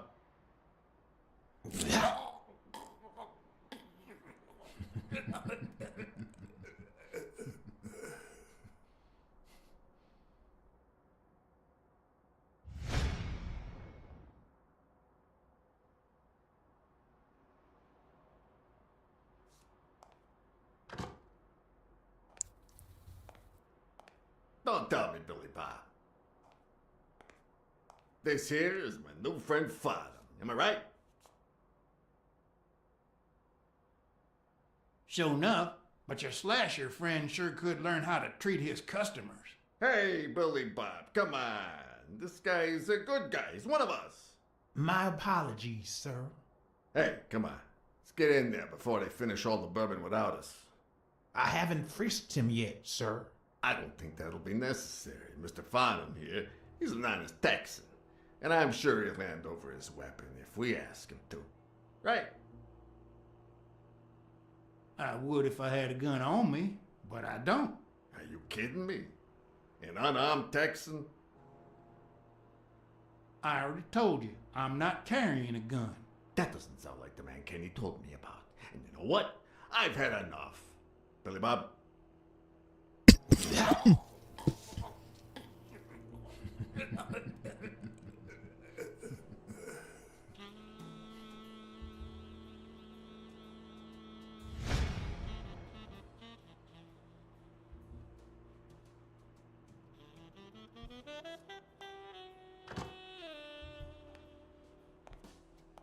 Don't tell me, Billy Bob. This here is my new friend Father. Am I right?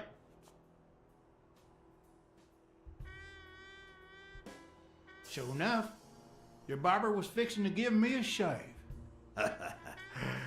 You can get a good shave at another time. Billy Bob is always at our beck and call. Of course. Hey, come on. Let's get in there before they finish all the bourbon without us. I haven't frisked him yet, sir. I don't think that'll be necessary. Mr. Farnham here, he's an honest Texan. And I'm sure he'll hand over his weapon if we ask him to. Right? I would if I had a gun on me, but I don't. Are you kidding me? An unarmed Texan?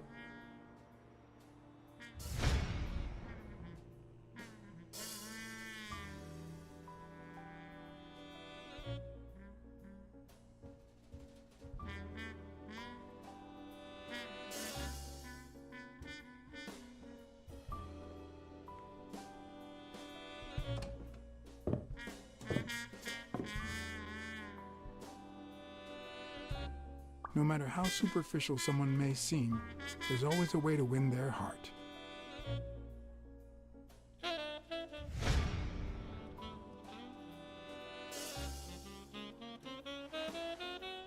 It'll be my pleasure.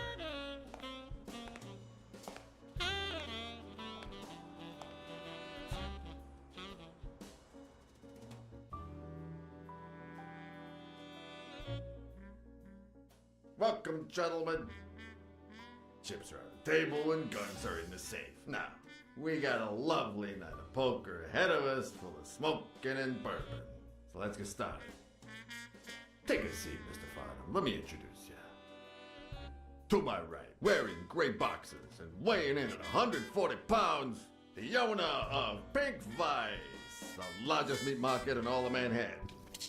In other words, a real son of a bitch.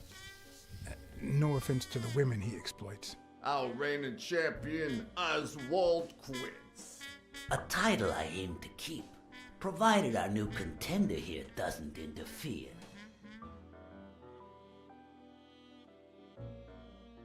Y'all are dealing with the worst player in Texas. You're just trying to make me overconfident, aren't you? The truth is that our friend Farnham owns the largest and, I dare say, most entertaining establishment in Texas. Really? So we're colleagues then? Yeah, you wish, Quince. He owns a casino. Damn. And it's not even in Austin or Dallas. It's actually in a little town called, what was it? Darn it. I looked it up the other day. Had a funny ring to it. I hate it when this happens. I thought they moved all Texan casinos to Vegas, where gambling is legal. The town's Amarillo. No, that's not it. That much I know.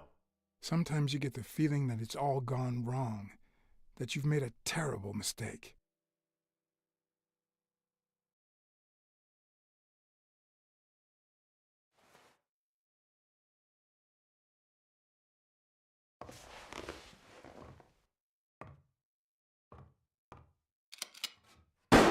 Sorry, did I say sometimes? Huh. No, that only happens once in a lifetime. The truth is that our friend Farnham owns the largest and, I dare say, most entertaining establishment in Texas. Really? So we're colleagues then? Yeah, you wish, Quince. He owns a casino. Damn. And it's not even in Austin or Dallas. It's actually in a little town called,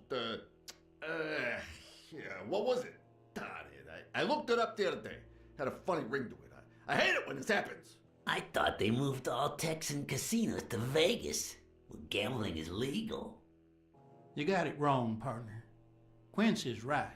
The casino's in Vegas. I knew it. No, I'm sure it was a town in Texas. He had the funniest little name. It was, Sometimes you get the feeling that it's all gone wrong, that you've made a terrible mistake.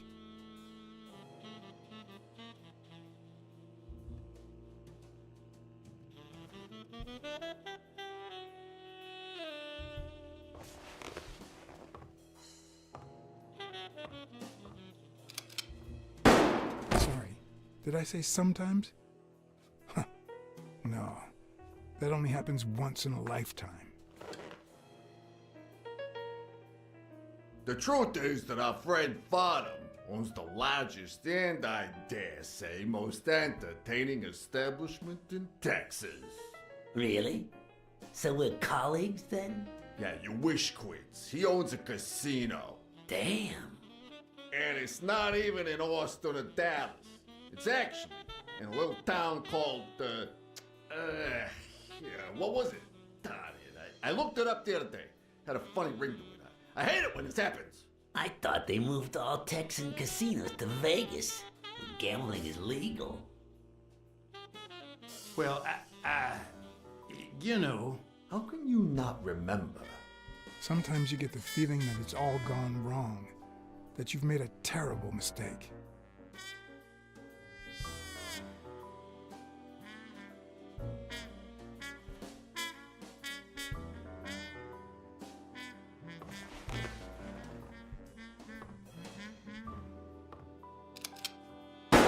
Sorry, did I say sometimes? Huh. No, that only happens once in a lifetime. The truth is that our friend Farnham owns the largest and, I dare say, most entertaining establishment in Texas. Really? So we're colleagues then? Yeah, you wish, Quince. He owns a casino. Damn. And it's not even in Austin or Dallas. It's actually in a little town called, what was it? Darn it. I looked it up the other day. Had a funny ring to it. I hate it when this happens. I thought they moved all Texan casinos to Vegas. Gambling is legal.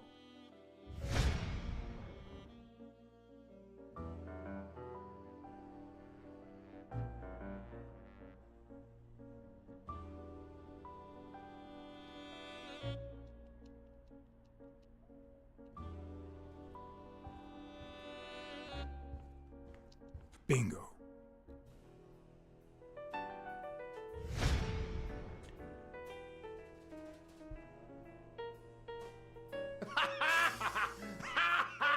Ding dong! That's it.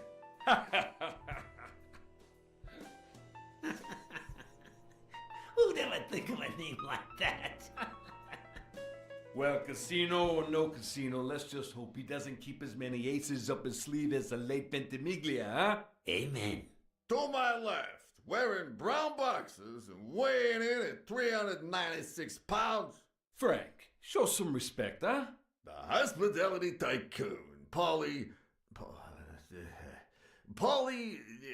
no. Tycoon? I just own a small bar with pool tables.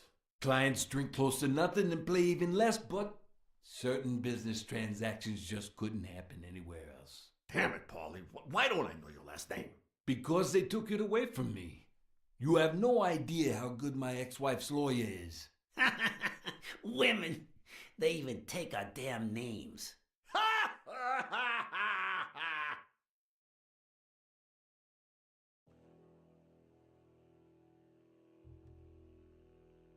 You're too much, Polly.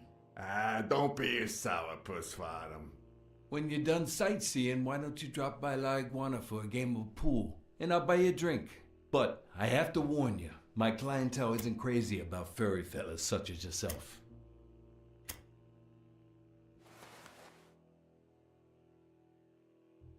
Sorry, partner. I can't stand pool. Well, then just come down to drink and drink some more. Well, looks like Farnham won't be venturing into the pool hall business anytime soon. This guy here wants to start a boxing association in Texas. And guess who he's turning to for advice? To be honest, several things got me worried, so I'd be much obliged for any counseling. So, what worries you?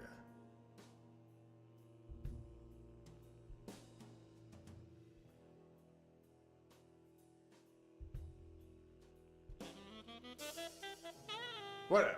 We'll talk about that another day. Time to deal these cards. Billy Bob, bring out the bourbon. We're drying up here. I'll deal with a fresh deck, of course.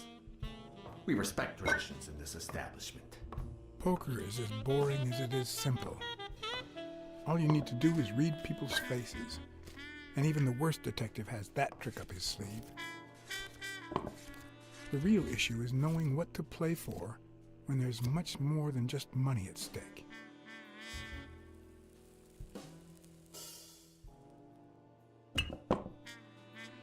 Damn it! What again? How many games have you won, Farnham? Mark my words. Farnham will be calling his wife before the night is over. Ha! Oh, hey. By the way, did you guys hear about Kenny's wife? Pretty tragic, huh? What happened? Oh, plain bad luck. Hey, but Farnham, I'm sure you know more about it than I do. I'm afraid I don't know.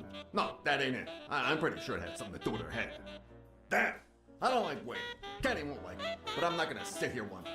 Billy, pass me the phone. Come on. Sometimes you get the feeling that it's all gone wrong, that you've made a terrible mistake.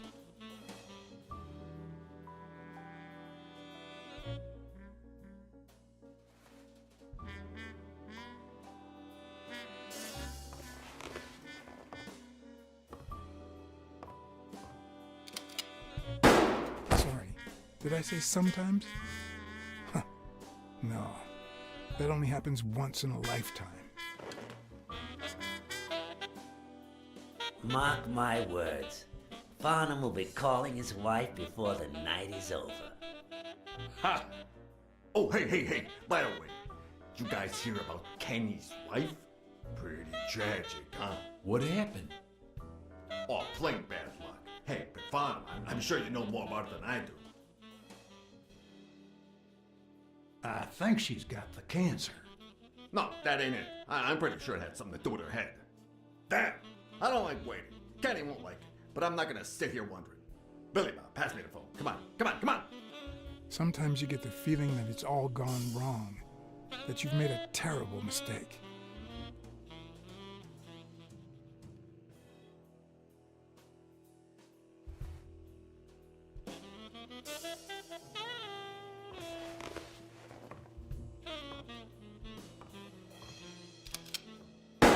Sorry, did I say sometimes? Huh. No, that only happens once in a lifetime. Mark my words. Farnham will be calling his wife before the night is over. Ha! Oh, hey, by the way, you guys hear about Kenny's wife? Pretty tragic, huh? What happened? Oh, plain bad luck. Hey, but Farnham, I'm sure you know more about it than I do. I think she had a heart condition or something like that. No, that ain't it. I'm pretty sure it had something to do with her head. Damn! I don't like waiting. Kenny won't like it, but I'm not gonna sit here wondering. Billy Bob, pass me the phone. Come on! Sometimes you get the feeling that it's all gone wrong, that you've made a terrible mistake.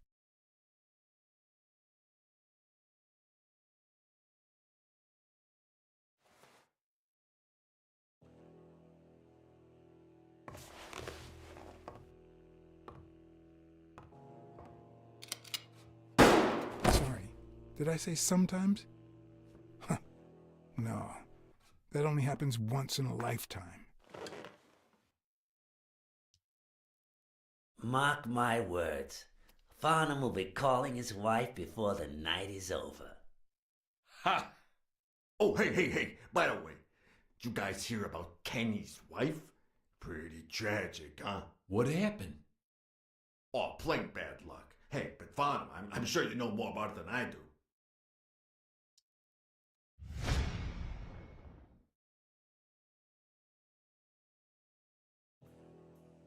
Anyway, Kenny, thanks for fixing the game with Cassidy.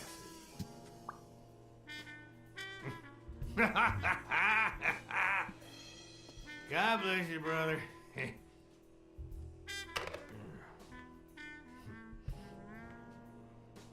Craziest goddamn Texan in New York. And the poor fella's already got enough on his hands now that his wife. Tell me more about your first wife. Oh, right. Where were we? Same difference. Another drink?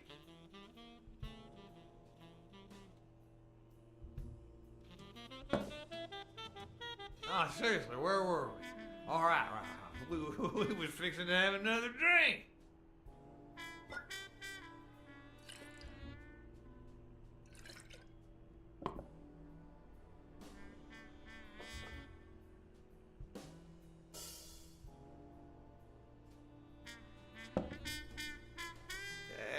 It's coming back to me now. We were talking about my wife, right? One of them. Same difference.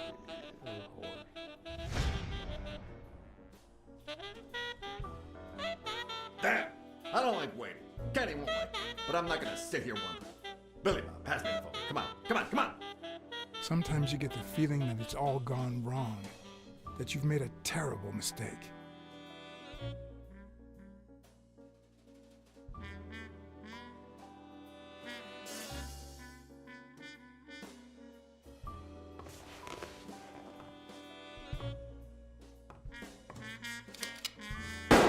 Sorry, did I say sometimes? Huh.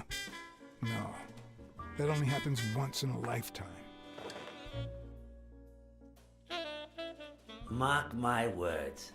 Farnham will be calling his wife before the night is over. Ha! Oh, hey, by the way, you guys hear about Kenny's wife? Pretty tragic, huh? What happened? Oh, plain bad luck. Hey, but Farnham, I'm sure you know more about it than I do.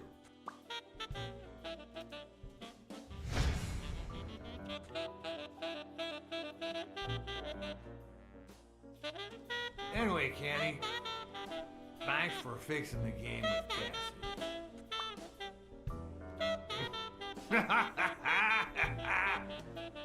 God bless you, brother.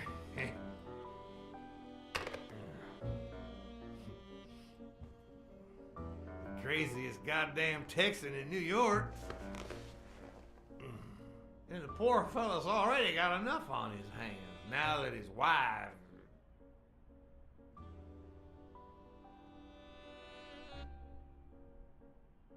Women just gotta have their vices.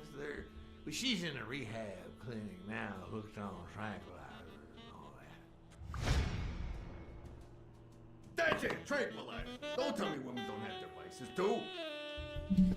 Bring out the bourbon, Billy Bob. Come on, give me the bourbon. Maybe I spoke too soon when I said that poker is easy for a good detective. Let's just say it's relatively simple. There's always someone ready to surprise you, relatively speaking. Well, I'll be damned. I don't believe this. What happened, Farnham? Beginner's luck doesn't last forever, and that's when the real champ comes in. I hope you're ready to lose it all, my friend. Poor Farnham. Came looking to make big bucks in the city with his boxing, and he's gonna lose it all with poker. I hope your counseling will make up for it. Yeah, so how can I be of help?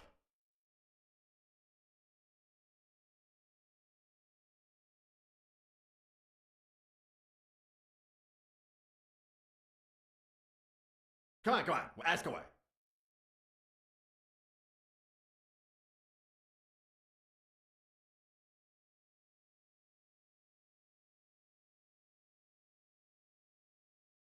Whatever, suit yourself. Come on, let's steal another hand before Quince accuses us of trying to break his winning streak. Ain't gonna happen. Gentlemen, I suggest you never tell your sons about this game unless you want to lose their respect. Wait, you mean our sons actually respect us? I hear you. There's no way to set boys straight these days. They don't even respond to a good old beating.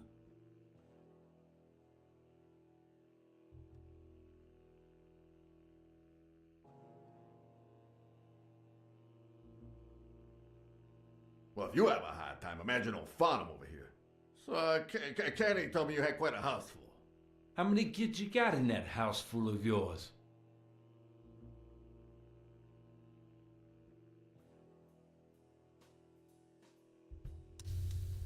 "12 little Farnham." 12? Hey, wait a minute. I thought Kenny said you had 9. Yeah, I'm sure it was 9. Billy Bob, hand me the phone. Come on. Sometimes you get the feeling that it's all gone wrong, that you've made a terrible mistake.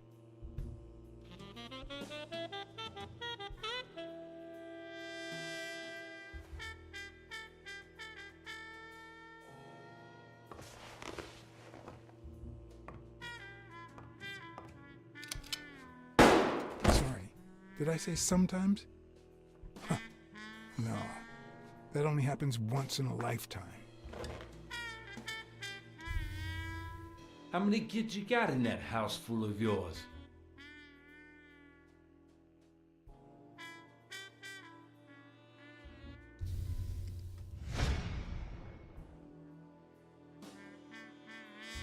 No, that son of a bitch was about to choke on his own vomit. Sure, the sight of a millionaire choking on his own vomit had a certain poetic quality. But that's no justification for standing there watching him die, incapable of reacting.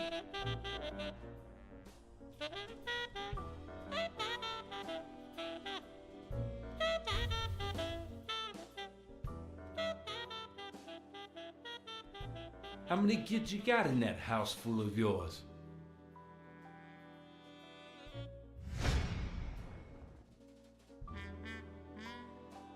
No, that son of a bitch was about to choke on his own vomit. Sure, the sight of a millionaire choking on his own vomit had a certain poetic quality. Even so, I couldn't just stand there and watch him die. No, deserving or not, the man would live.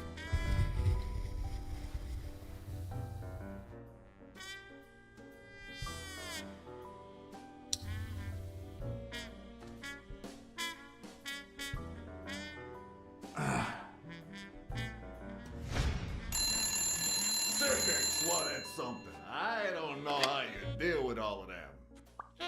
All boys? Does it have to be now?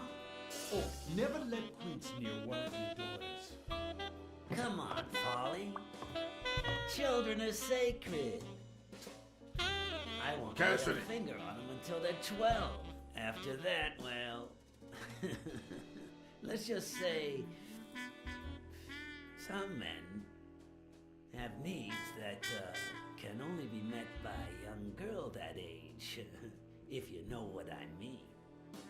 Are you all right, Farnham?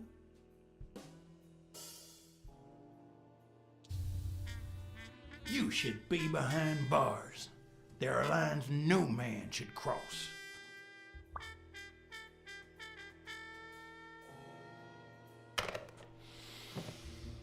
Now, what if that lovely 12-year-old girl was your sweet little niece, or my cousin Mike's niece? And what if she disappeared a while back? And what if she'd been taken to work uptown? In a brothel, huh? What do you think about that? I don't know what you're talking about, Frank.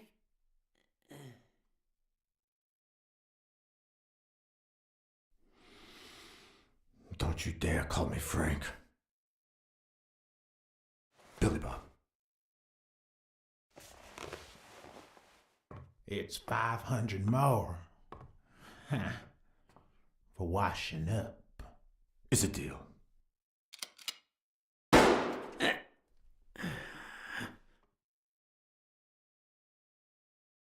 Sorry for the spectacle, fellas.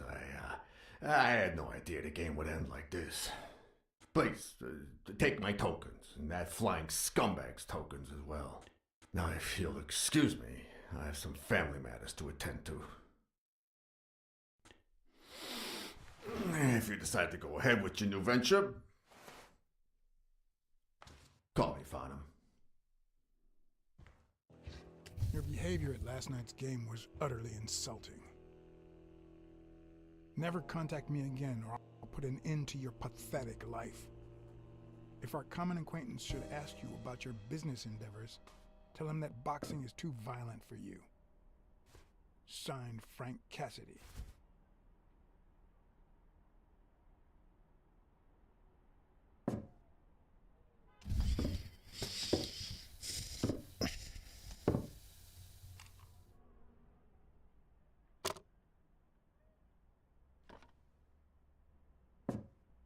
My own tracks would be covered the following morning when Cassidy read this note from Farnham. Dear Mr. Cassidy, although I'm grateful for your kind help, last night's game made me realize that boxing is just too violent for a peaceful Texan like myself. I have decided to invest elsewhere. Yours sincerely, Howard M. Farnham II. Damn Texans.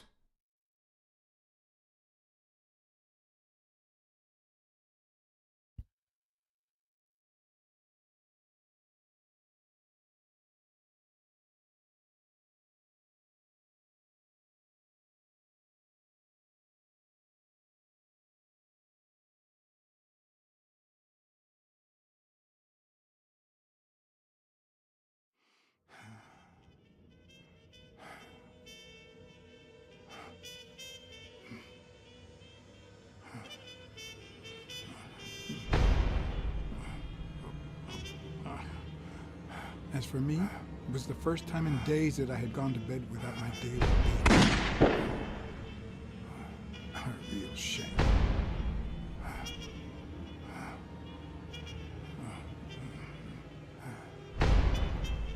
Nothing like a bruised body to help you to sleep like a baby.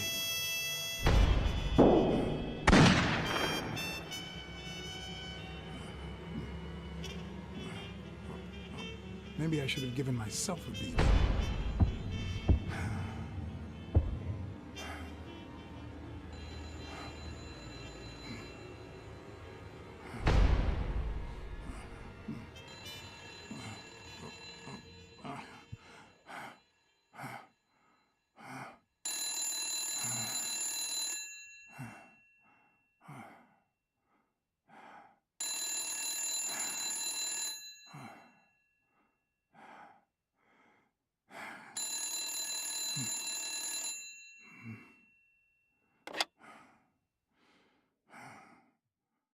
Blacksad. Finally, I need you at the gym now, please.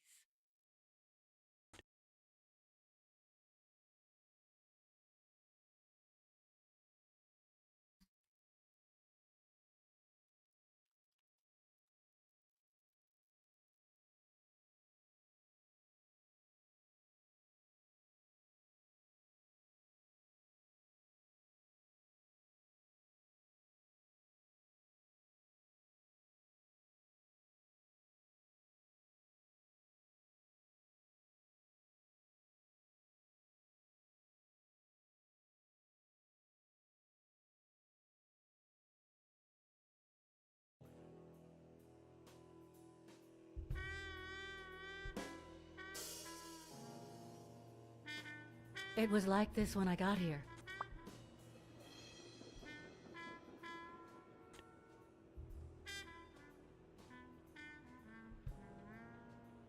I didn't know what to do.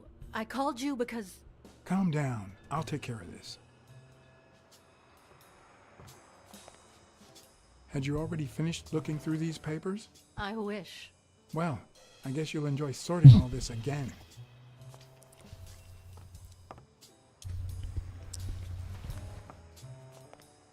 Bingo. What is it? Nothing. Just a freshly signed contract.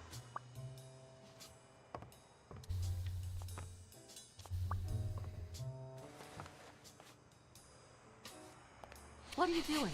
Do you like sardines? Excuse me? Do you like sardines? Ugh.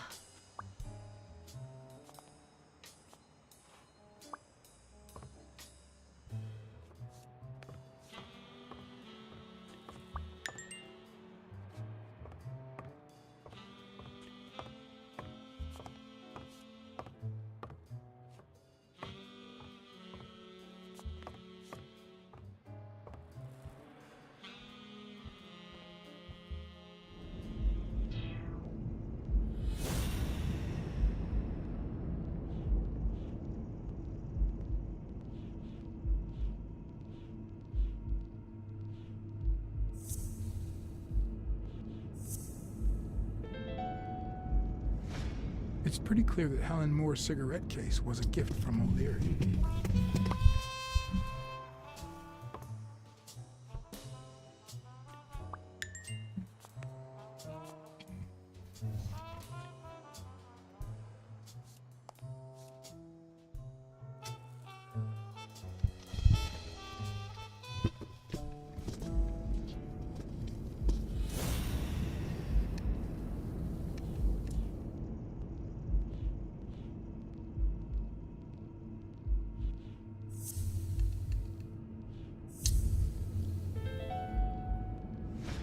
If she's still in love, why does she claim she hates him? What is she hiding?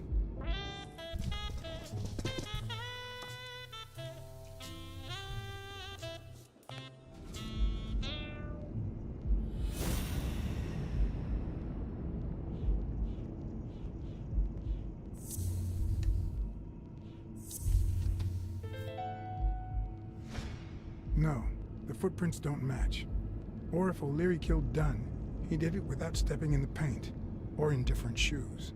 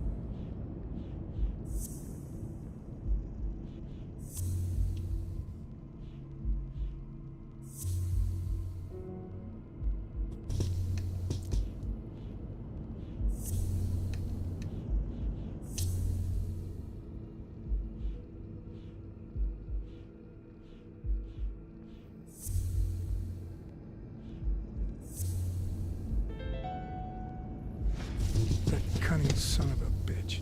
O'Leary threatened Stone with ruining Moore's career so that he'll take a dive against Yale.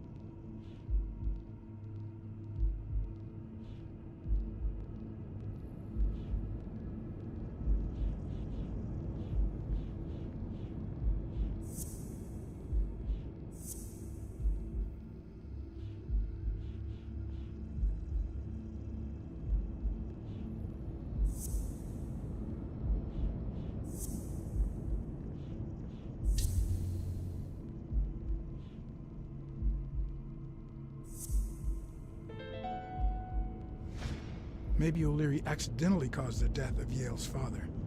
So now he tries to make up for it by secretly helping advance his career?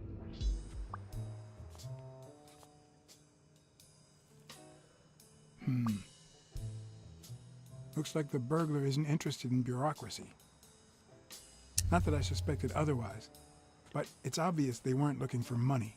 Did they take anything? No, although...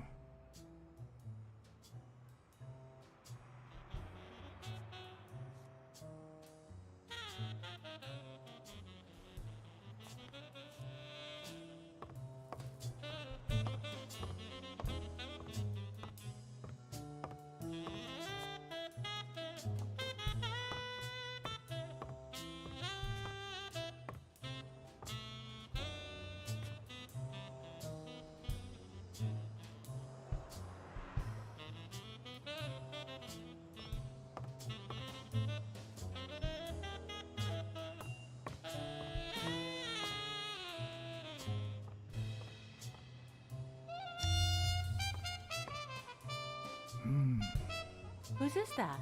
Mary Purnell. You think she did this?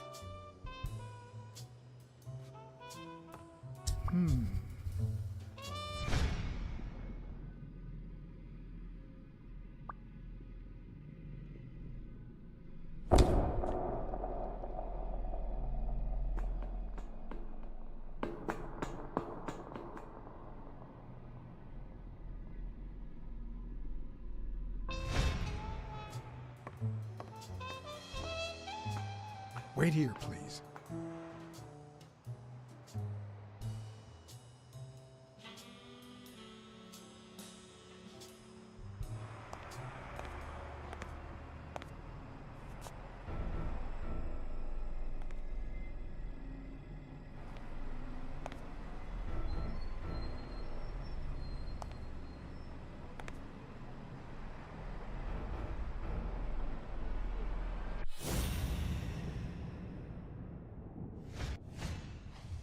Could be a knife wound. The murder was brutal.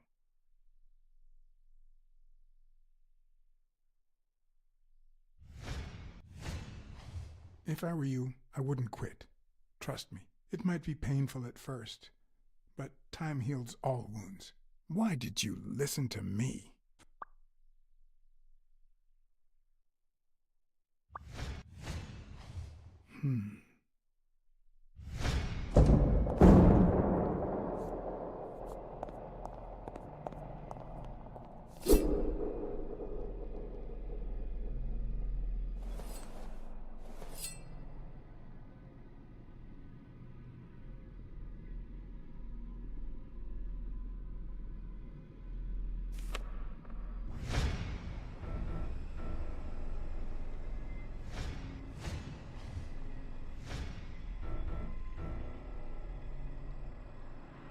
Dear Sonia, I need to tell you several things about your father. In fact, I know he would have wanted me to tell you. Among them, the fact that you co-own an apartment in Manhattan. Please call me. Yours truly, Mary Purnell.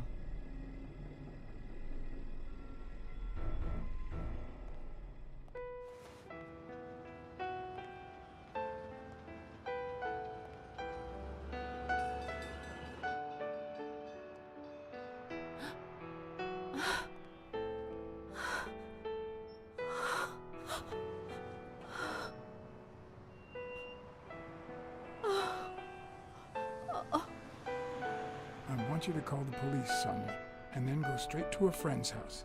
Don't even think about going home, and definitely don't come back here. I'm staying at a friend's house. I haven't even set foot in my father's place yet.